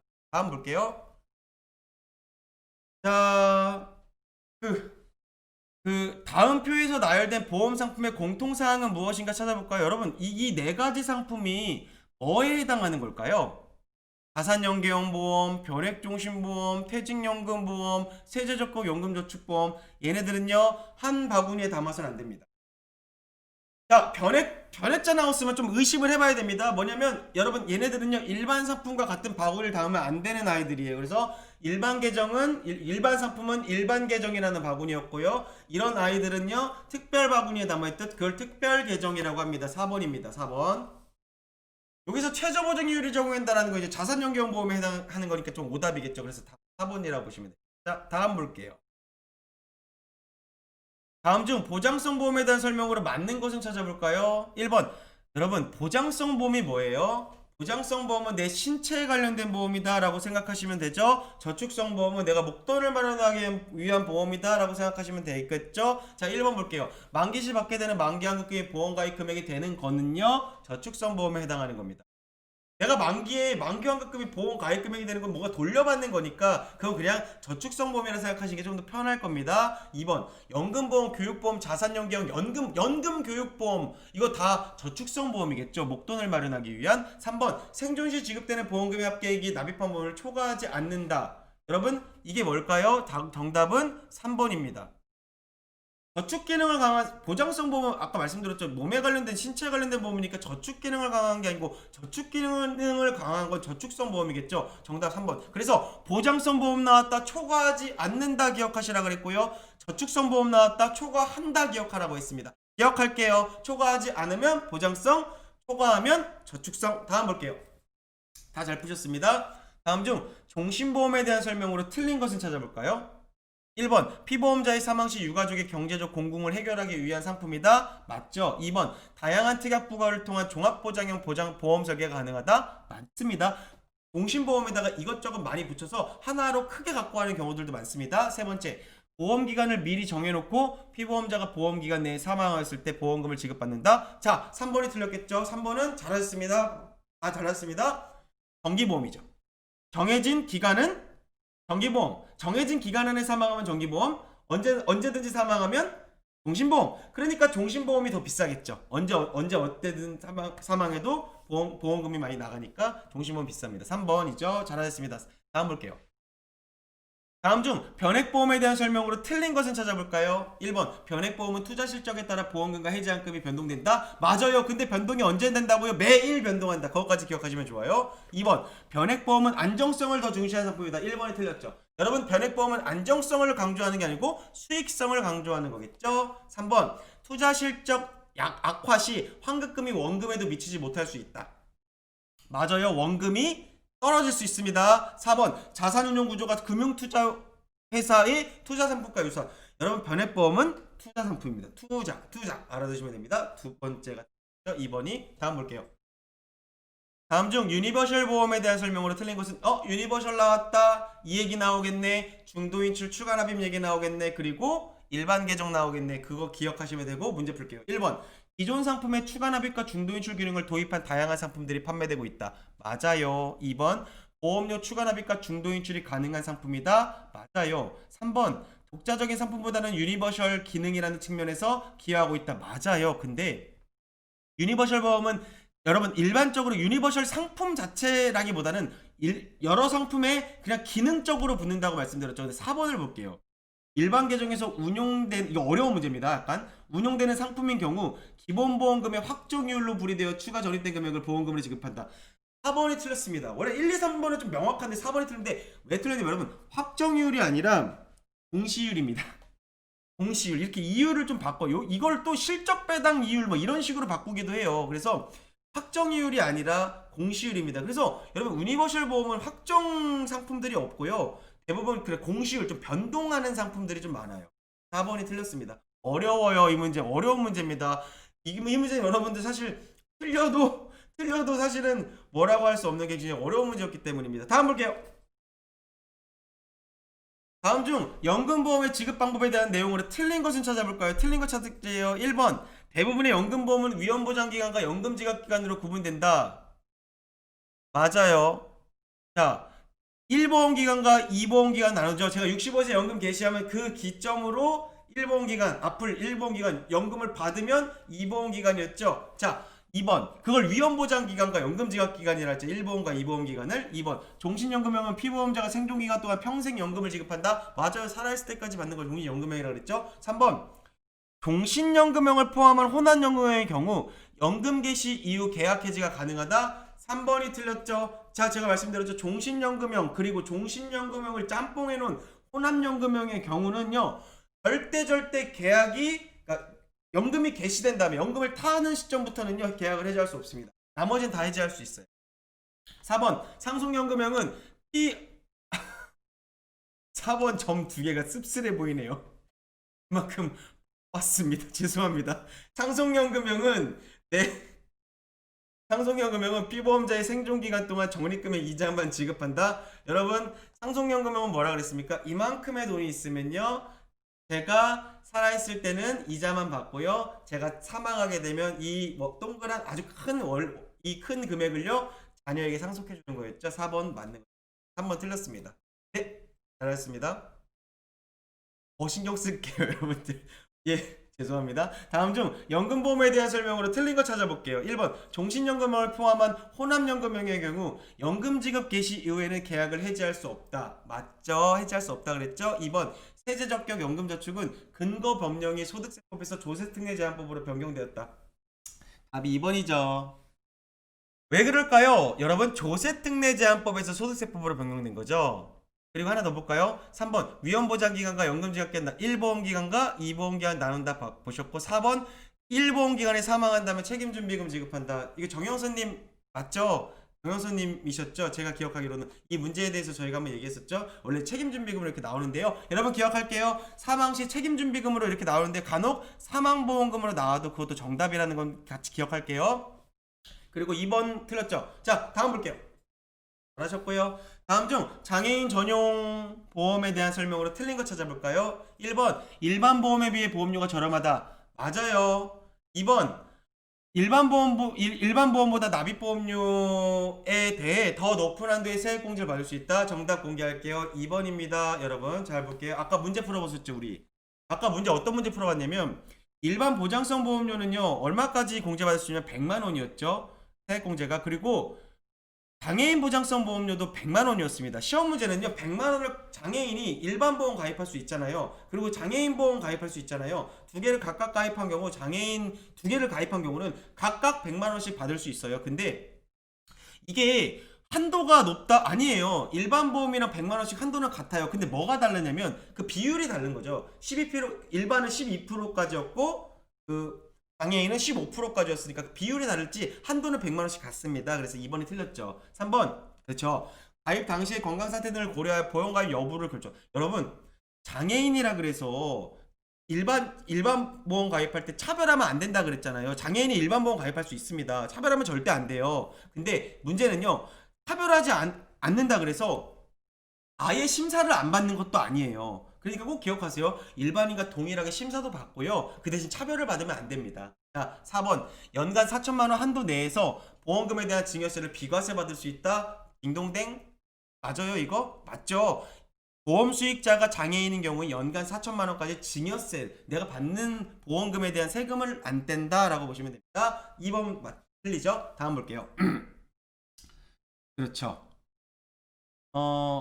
자, 다음 중 장애인 전용 보험에 대한 설명으로 틀린 것은 찾아볼까요? 1번 장애인을 보험 수익자로 하는 보험 계약의 보험금은 일정한 한도 내에서 증여세를 비과세한다. 얼마까지였죠? 연간 4천만 원까지 비과세한다. 맞습니다. 2번 개인형 보험 상품은 암 사망을 담보로 개발하지 않는다. 여러분 2번이 틀렸습니다. 왜 틀렸을까요? 여러분 이 문제가 실제로 이렇게 나오거든요. 장애인 전용 보험을 얘기하면서요. 장애인 보험 상품은요. 뭐 암 사망은 안 돼요. 예를 들어 뭐 암 사망은 안 되고요. 뭐 어떤 보장은 안 돼요. 그리고 장애인은요. 단체 보장성 보험 안 돼요. 단체 연금 보험 없어요. 이런 식으로 뭐 없다고 나와요. 근데 아니에요, 여러분들. 장애인 전용 보험도요. 암사망 담보를 개발할 수 있고요. 장애인 전용 단체 보험이 있고요. 장애인 전용 연금 보험 있다. 예를 들어서 다 있다라고 생각하시는 게 마음 편해요. 그러니까 2번은 틀린 거예요. 차별 없다. 앞장으로 잠깐볼게요. 자, 3번 보험회사는 보험가입 가능 여부 및 인수 조건을 결정할 수 있다. 요거 맞겠죠, 당연히. 4번 사업 비율과 이자율 우대해서요. 당연히 뭐였습니까? 일반 보험에 비해 좀 더 저렴했다라는 거 있었죠. 기억하시면 됩니다. 다음 볼게요. 다음에 보기에서 설명하는 것은 무엇일까요? 보험료를 기존 일반 종신보험보다 30-40% 줄였습니다. 중도 해지하면 해지환급을 줄였어요. 그 대신 보험료를 싸게 했습니다. 뭘까요? 저해지환급형입니다. 근데 예를 들어서 여러분들 중도에 해지했을 때 돌려주는 해지환급도 줄인 거잖아요. 줄였으니까 저해지죠. 근데 만일 해지환급금이 없다라고 하면 답을 몇 번일까요? 그럼 당연히 1번입니다. 해지환급금이 없으면 무해지고요. 해지환급이 줄어들었으면 저해지다. 기억하시면 됩니다. 잘하셨습니다. 다음 볼게요. 자, 잠깐 숨 돌리고 가겠습니다. 파트 풉니다. 자, 잠깐만 숨만 돌릴게요. 여러분들 물 한 모금 드시고요. 자, 모두 좀 파트 3까지 너무너무 고생하셨고 우리 하나 남았으니까 조금만 더 집중해서 가도록 할게요. 잠깐만 질문 드려볼까요, 여러분들? 여러분들 그 아침에도 들어오시고 저녁에도 라이브가 진행되는데 그냥 한번 여러분들한테 질문 드려보고 싶은 게 8시 방송은 여러분들 좀 어떠신 것 같으세요? 들어오셔서 이렇게 학습하시는 거는 저희가 8시 방송은 지금 한 3일 정도 진행을 하고 있거든요. 여러분들 개인적인 의견들을 그냥 편안하게 남겨주시면 좋을 것 같아요. 아무래도 많은 분들이 들어오시면 좋겠다 보니까 저희가 여러분들의 맞는 시간을 조금 잘 파악을 하고 싶어서 그러거든요. 아, 8시 딱 좋으세요? 당연히, 여러분, 당연히 개인적으로 다르실 거예요. 8시가 힘드신 분도 계시고, 8시가 좋으신 분도 계시고요. 아니면 다른 시간대가 좋으신 분도 계시고요. 그냥 쭉, 보고 싶어서 그랬습니다. 네네네. 10시는, 그쵸. 출근하셔야 되는 분들은 아무래도 오전에 듣기가 좀 어려우실 수 있고요. 7시, 그러니까 저녁 7시 말씀하시는 거죠? 예, 저녁 7시.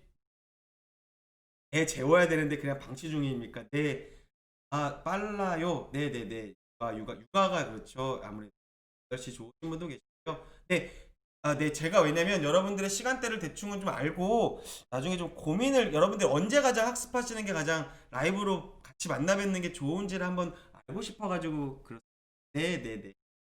알겠습니다. 여러분들 의견 충분히 참고하고요. 이 댓글들은 저희가 좀 메모해놨다가 소중한 의견들을 꼭 반영할 수 있게 노력하도록 하겠습니다. 아, 최예진님, 오늘이 마지막인가요? 내일도 해주시면 좋겠습니까? 네, 내일도 하는데요. 내일은 오전 10시에 진행을 하는데요. 내일은 사실 그 오전 타임도 지금 진도가 거의 다 나간 상태라서 내일은 조금 뭐 자격시험 어떻게 또 준비하라 마지막 좀 그런 팁 같은 걸 좀 드리면서 세금도 잠깐 얘기할 거고 그런 시간이 있고요. 그리고 최예진님 혹시 라이브 방송은 아무래도 이제 종료가 될 겁니다. 왜냐면 여러분들 당장 월요일부터 이제 시험을 보실 거기 때문에 그러다 보니까 주말에 저희가 이거 녹화한 거를 올려드리거든요. 정말 뭐 저랑 소통할 수는 없지만 그래도 라이브를 찍어 놓은 거니까 여러분들 꼭 주말에 한번 보셔라. 저는 그렇게 말씀드립니다. 그리고 하나 더 말씀드릴게요. 뭘 말씀드리고 싶은 거냐면 이제 주말에 어떤 공부를 해야 될지 주말에 어떤 예, 허니에이치님 잠깐 뒤에 답변 드릴게요. 주말에 어떤 답변을 죄송합니다. 주말에 어떤 공부를 해야 될지 고민되시잖아요. 여러분 저는 이렇게 강조드릴게요. 주말에 이 특강을 들으셔도 좋아요. VOD 좋은데 저는 하나만 말씀드리는 게 뭐냐면 여러분 주말에는요 모의 테스트를 많이 풀어보세요. 주말에 만약 내가 공부할 시 짬이 좀 났다. 물론 바쁘시겠지만 짬이 나면요 여러분 모의 테스트를 꼭 많이 풀어보세요. 어차피 이 시험은요 N 문제들이 거의 많이 출제되고요. 냈던 문제들이 조금씩 변형돼서 출제되다 보니까 문제를 많이 보시면요 합격의 확률이 굉장히 높아집니다. 그렇게 보시면 되고요. 허니 H님, 예, 세제조건 연구제 소득세법에서 조세 변경됐다. 이게 조세특례 제한법에서 소득세법으로 변경됐습니다. 그렇게 알아두시면 됩니다. 이게 그 순서가 바뀌었어요. 네. 프로님이랑 박지현님이 뭐 답을 주셨구나. 감사합니다. 자, 이제 진도 파트 4 나가도록 하겠습니다. 조금만 더 집중할게요. 몇 문제 없습니다. 자, 다음 중 재산보험 상품을 모두 골라볼까요? 예. 자, 재산보험 나왔다. 뭐만 기억하라 그랬죠? 상해, 질병, 간병.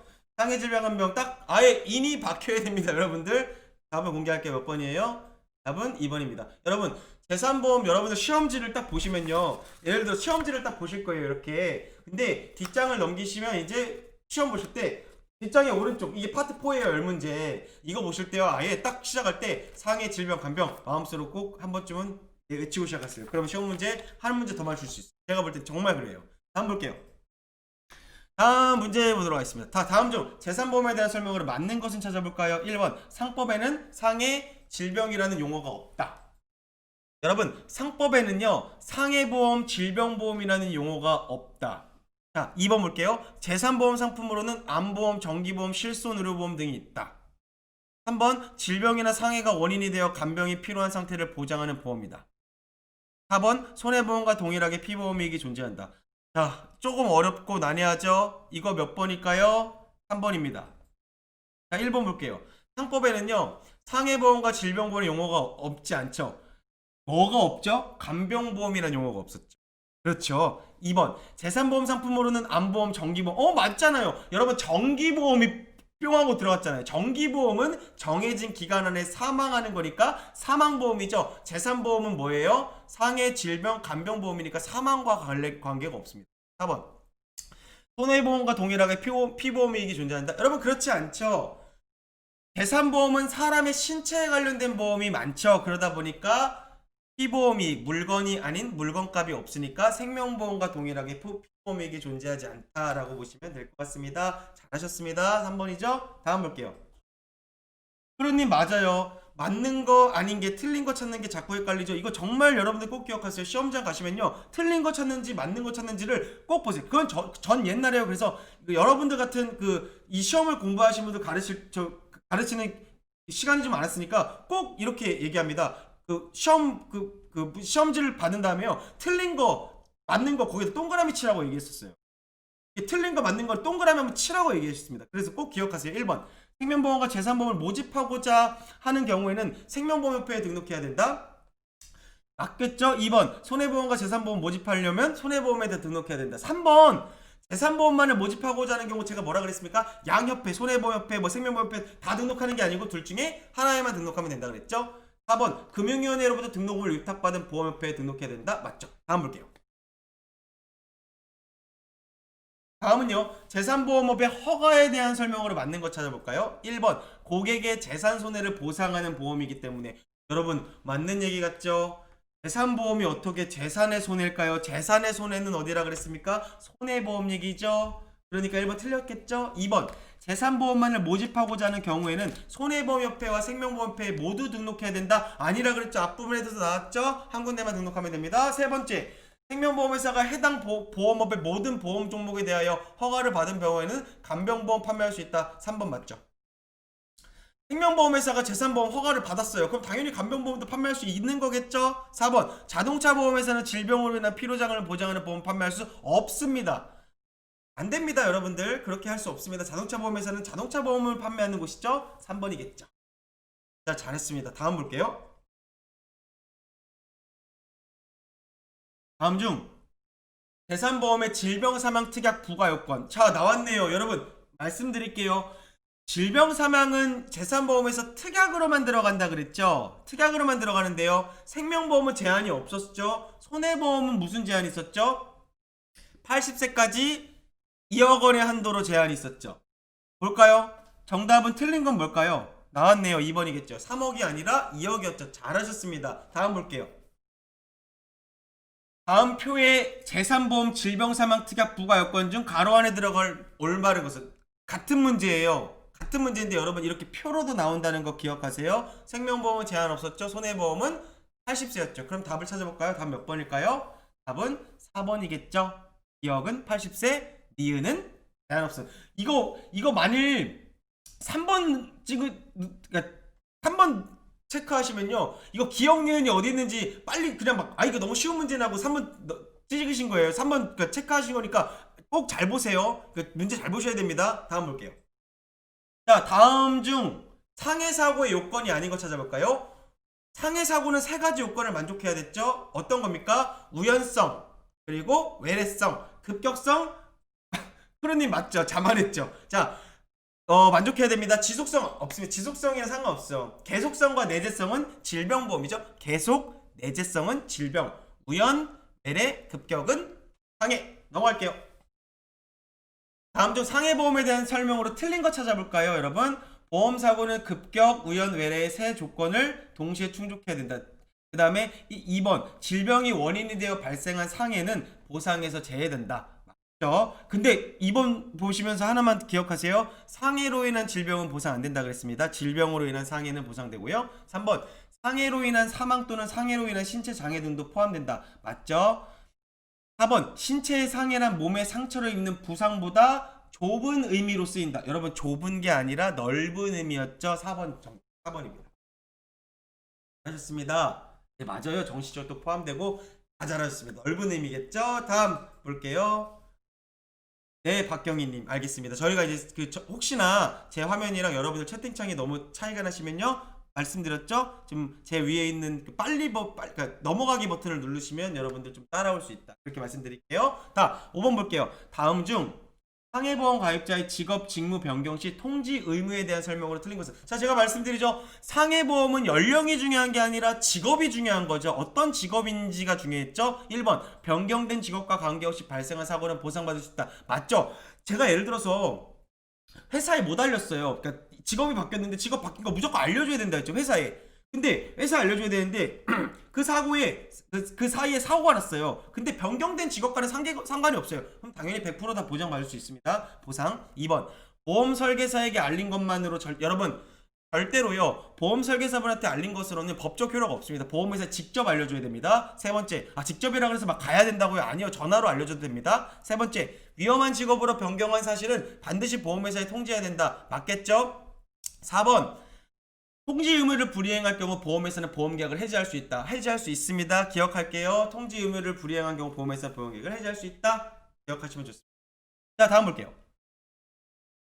자, 다음에서 상해보험 가입자의 직업 직무 변경 시 통지 의무와 관련된 설명으로 틀린 것을 찾아볼게요. 틀린 것. 1번. 위험한 직업이나 직무로 변경 시에는 반드시 보험회사에 통보해야 됩니다. 맞겠죠, 당연히. 2번. 보험 설계사에게 직업 직무 변경 사실을 알리는 것은 법적 효력이 없다. 맞죠? 가입자의 직업 직무 변경 사실을 알리지 않은 경우 보험회사는 언제든지 계약을 해지할 수 있다? 여러분 답이 틀렸죠. 3번이죠. 언제 기한이 있던 것 같은데 혹시 기억나시는 분 계세요? 기한은 언제까지일까요? 여러분 기한은 언제까지일까요? 1개월 이내에 계약을 해지할 수 있습니다. 네, 이렇게 1개월이에요. 1개월입니다. 기억하세요. 이것도 시험 문제 좀 어렵게 나오면 나니까요. 자, 위험한 직업 직무로 변경 시에는 사고 발생 위험도 증가하므로 계약자가 납입해야 될 보험료는 높아진다. 여러분들 이것도 맞는 내용이겠죠. 자, 보시면 될 것 같습니다. 예, 개월이 하도 많죠, 여러분들. 맞습니다. 1개월입니다. 1개월 기억하세요. 3개월도 되게 많아요. 그러니까 헷갈리시죠? 좀만 더 저희가 좀 잘 기억하시면 좋겠습니다. 자, 다음 볼게요. 자, 다음 보시면요. 다음 중 피보험 이익에 대한 설명으로 틀린 것은 뭘까요? 여러분, 피보험 이익에 대한 설명으로 틀린 것 찾아볼까요? 1번, 보험회사는 피보험 이익을 최고 한도로 책임진다. 피보험 이익은 물건값이었습니다. 손해보험에 있는 거였죠. 물건값, 피보험 이익, 자동차로 생각하면 자동차가 5천만 원짜리예요. 그러면 자동차 5천만 원이 피보험 이익이라 생각하시면 됩니다. 물건값. 자, 피보험 이익을 최고 한도 5천만 원 이상은 못 받죠. 그렇죠. 제가 5천만 원짜리 자동차를 타고 가다가 1,000만 원치 사고 났습니다. 그럼 1,000만 원치 부셔졌어요. 그러면 1,000만 원치 보상받는 거죠. 그걸 실손보상이라 그랬죠. 2번. 피보험 이익은 금전으로 산정할 수 있어야 되는데 물건값이니까 금전이죠. 그러다 보니까 금전으로 산정할 수 없죠. 사람은 금전으로 산정할 수 없다 보니까 물건이 아니기 때문에 피보험 이익이 없고요. 재산보험도 피보험 이익이 없습니다. 자, 3번. 생명보험에서는 피보험 이익이 필수적으로 존재한다. 아니잖아요. 피보험 이익이 없다 그랬죠. 재산보험도 없습니다. 손해보험만 있고요. 4번. 존재 여부가 보험사고 전에 확정되어야 된다. 당연하죠. 물건값이 언제 나와야 돼요? 보험사고 전에 나와야겠죠. 얼마짜리인지가. 다음 볼게요. 자, 다음 중 피보험이익에 존재하지 않는다고 보는 상품은 조금 어려울 수도 있는데 잘 보시면 문제가 보일 겁니다. 피보험이익이 없다. 그럼 어디 거예요? 생명보험 아니면 재산보험인데요. 여기서 생명보험과 재산보험 찾아볼까요? 답은 2번입니다. 해상보험이라고 얘기해본 적 없잖아요. 여러분, 해상보험, 보증보험, 화재보험은 대표적인 손해보험이고요. 여기다가 하나만 더 알아두실까요? 뭐가 있을까요? 재보험 같은 경우도 대표적인 손해보험입니다. 그렇게 알아두시면 될 것 같아요. 다음 볼게요. 자, 보증보험도 여러분들 손해보험입니다. 3번으로 나왔던 거. 자, 다음 중 질병보험의 일반적 가입 조건으로 틀린 것은 찾아볼까요? 질병보험 나왔다. 뭐 기억하라 그랬죠? 암보험 기억할게요. 암보험. 1번. 만 15세 이상이면 가입 가능하다. 맞아요. 질병보험은 15세 이상부터 성인으로 봅니다. 2번. 직종별. 와, 나왔네요. 직종별, 직업 나왔네요. 여러분, 질병보험은 상해보험이 직업이랑 중요했고 질병보험은 직업이랑 상관없이 대부분 연령과 상관이 있겠죠. 3번. 연령이 증가함에 따라 보험료도 증가한다. 맞고요. 고연령 또는 건강상태에 따라 가입이 제한될 수 있다. 맞습니다. 다음 볼게요. 다음 중 암보험에 대한 설명으로 틀린 거 찾아볼까요? 1번. 가입 후 1년 이내에 암으로 진단을 받을 경우 보험금이 차등되어 지급될 수 있다. 제가 말씀드린 적 있는데요. 암으로 진단을 받았습니다. 근데 보험금이요, 차등돼서 1년이 지나야지 100% 드릴 거예요. 1년 안에는 50%만 드릴게요. 이렇게 차등 지급되는 게 있고요. 또 하나 있죠. 면책기간이라고 있었죠. 고객님 지금 가입하셔도요, 며칠이 지나야지 보장이 시작됩니다. 면책기간도 있었죠. 자, 2번 볼게요. 암의 직접적인 치료에는 암으로 인해 발생한 후유증의 치료를 포함하여 보상한다. 여러분, 후유증이나 합병증 보상된다 그랬습니까? 안 된다 그랬습니까? 안 됩니다. 2번 틀렸죠. 암의 직접적인 치료에 해당합니다. 자, 3번. 만기에 환급금을 지급하는 상품도 존재한다. 만기 환급형이 있댔죠. 만기 환급형은 뭐라고요? 만기에 낸 보험료를 돌려받는 걸 만기 환급형. 그러면 순수보장형은 뭐라고요? 보험료가 소멸되는 거 순수보장형. 이렇게 생각하시면 됩니다. 당연히 만기환급형이 비싸겠죠. 자, 4번 제자리암의 경우 일반적으로 암 관련 보험금이 적게 지급되죠. 제자리암이나 상피내암은 뭐라고요? 점막을 뚫지 못한 암입니다. 제자리에 멈춰있는 암이니까 우리가 연기암이라고 하고요. 이거는 10에서 20% 정도만 나간다 라고 보시면 됩니다. 잘하셨습니다. 다음 볼게요. 다음 중 질병보험에 대한 설명으로 틀린 것은 찾아볼까요? 1번 암보험의 경우 특정 암을 집중적으로 보장하는 형태의 상품이 있다. 특정 암만 보장하는 애들도 있습니다. 특정 암만 보장하다 보면요 보험료가 좀 더 저렴하겠죠. 2번 암보험의 경우 가입 후 1년 이내에 질병이 발병할 때 보험금이 아까 말씀드렸죠. 1년 이내에 몇 프로, 1년 이후에 몇 프로. 자, 3번 보험기간은 일반적으로 10년 이상이다. 맞죠? 상해보험은 몇 년 이상이었습니까? 1년 이상이었죠. 4번 사람의 질병 또는 질병으로 인한 위험에 관하여 금전 등을 보상하며 저축을 위한 저축성 상품으로의 개발이 가능하다. 여러분 이 질병보험은 대표적인 보장성 보험입니다. 몸에 관련된 그러니까 재산보험은 보장성 보험이잖아요. 몸에 관련된 보험이잖아요. 저축성 상품은 아니겠죠. 자, 보장성이겠죠. 4번 틀렸습니다. 자, 다음 볼게요. 자, 이제 마지막 문제가 다가오고 있습니다. 여러분 조금만 더 집중할게요. 다음 중 간병보험에 대한 설명으로 맞는 거 찾아볼까요? 여러분 맞는 거 몇 번일까요? 1번 60세 이상부터 가입 가능하다. 여러분 60세 이상부터가 아니라 몇 세였죠? 간병보험 좀 특이하다 그랬죠? 30세 이상부터 가입 가능합니다. 2번 보험기간이 대부분 8세 만기형 아니죠? 종신입니다. 죽을 때까지 보장받는다 그랬죠? 대부분이요. 8세도 있긴 합니다. 근데 대부분은 종신이죠. 3번 볼게요. 피보험자의 사망이나 간병연금 수령 종료 시 계약은 소멸됩니다. 여기가 맞는 거죠. 피보험자 제가 치매보험을 가입했는데 제가 사망하거나 아니면 제가 연금이 종료되면 당연히 계약은 소멸되겠죠. 4번 우리나라는 위험료 산출을 위한 경험 데이터가 충분하지 않아요. 충분하지 않기 때문에 위험료를 변동하는 제도, 위험료를 변동한다는 건 뭐냐면 중간에 금융위원회의 허락을 받고 보험료를 좀 바꿔주는 작업들을 합니다. 그게 위험률 변동제도였죠. 자, 다음 볼게요. 잘했습니다. 다음은요. 다음 중 암보험에 대한 설명으로 맞는 거 찾아볼까요? 여러분 몇 번일까요? 한번 맞춰볼게요. 이거는 같이 한번 풀어볼까요? 1번 대표적인 질병보험으로 암으로 인한 사망을 중점적으로 부담하는 보험이다. 1번이 맞을까요? 아니죠. 여러분 암보험을 가입하는 이유는 암을 사망을 보장받는 게 아니라 암의 치료비 진단자금이라고 하죠. 암의 진단자금을 받으려는 거고 2번 연령이 높아진다고 해서 보험료 증가합니다. 왜? 암보험은 연령이 중요하니까요. 자, 3번 보험 계약 후 일정 기간 이내에 암으로 진단받는 경우 치료자금에 대한 보장이 제한. 이게 맞는 거네요.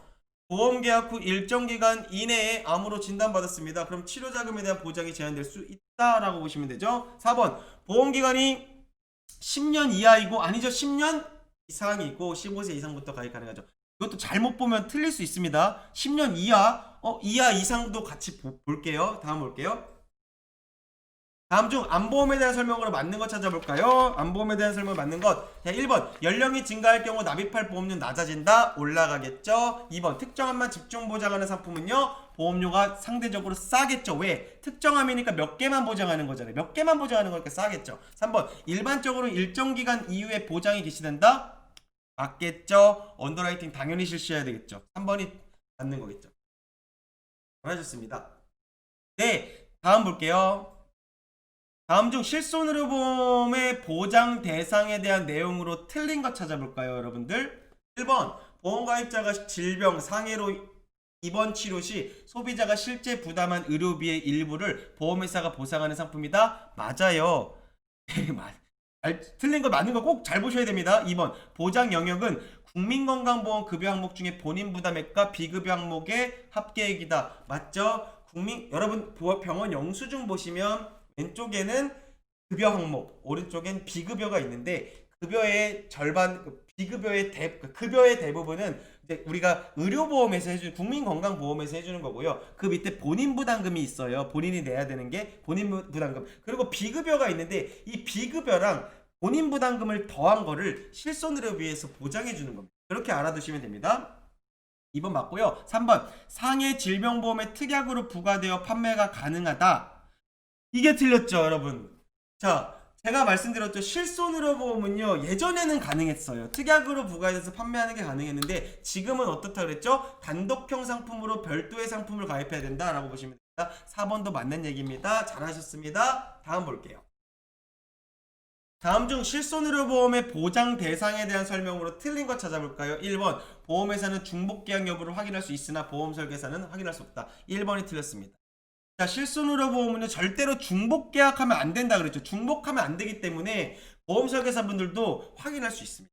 2번 볼게요. 갱신형으로 판매되고 있다. 여러분 실손의료보험은요 지금은 1년 갱신짜리를 판매하고 있고요. 예전에는 3년 갱신도 판매했는데 지금 갱신형으로 판매되고 있고요.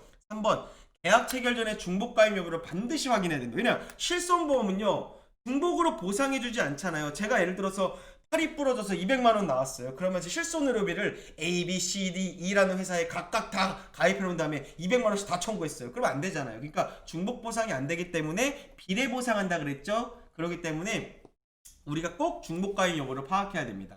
네 번째, 예 맞아요. 특약이 아니라 지금은 단독형 상품으로만 판매하고 있다. 잘하셨습니다. 다음 볼게요. 자, 다음 중 민영 간병보험에 대한 설명으로 맞는 거 찾아볼까? 민영자 나왔습니다. 어디에요? 국가가 아니라 회사 거죠. 보험회사 겁니다. 1번 위험률 고정제도를 채택하고 있다. 아니죠. 저희 뭐라 그랬습니까? 위험률 변동제도를 채택하고 있었죠. 2번 보험기간이 대부분 90세 만기가 아니까 종신이었죠. 3번 우리나라에서는 정액보상 형태 3번입니다. 우리나라 대부분 정해진 금액 치매 예를 들어 볼까 치매 걸리면 얼마 드릴게요 이렇게 하는 거죠. 4번 가입 가능 연령은 일반적으로 60세가 아니라 30세. 그렇죠. 30세 이후입니다. 좋습니다. 다음 볼게요. 자 이제 마지막 문제 같은데요. 다음 중 공적 장기 간병보험에 대한 내용으로 틀린 것은 찾아볼까요? 여러분 뭐가 틀렸을까요? 1번 노인 장기 요양보험은 65세 이상의 노인 및 노인성 질병을 가진 만 65세 미만인 자를 대상으로 한다. 맞아요. 2번 우리나라는 공적 장기 간병 보험 제도가 민영 장기 간병 보험보다 먼저. 자 기억할게요. 민영이 빠릅니다. 민영이 2003년이고요. 공적이 2008년입니다. 일반적으로 생명보험회사가 먼저 판매했고요. 그 다음에 어떻게 되냐면 국가에서 보장해주기 시작했다라고 보시면 됩니다. 이번에 틀렸죠. 3번 요양급여 제공을 위해 장기요양 인정점수 산정하고 등급 판정한다. 맞고요. 국가 얘기죠. 4번 2008년부터라 그랬죠. 시행되었다. 맞습니다. 잘하셨습니다. 너무너무 고생하셨고요. 다음 볼게요.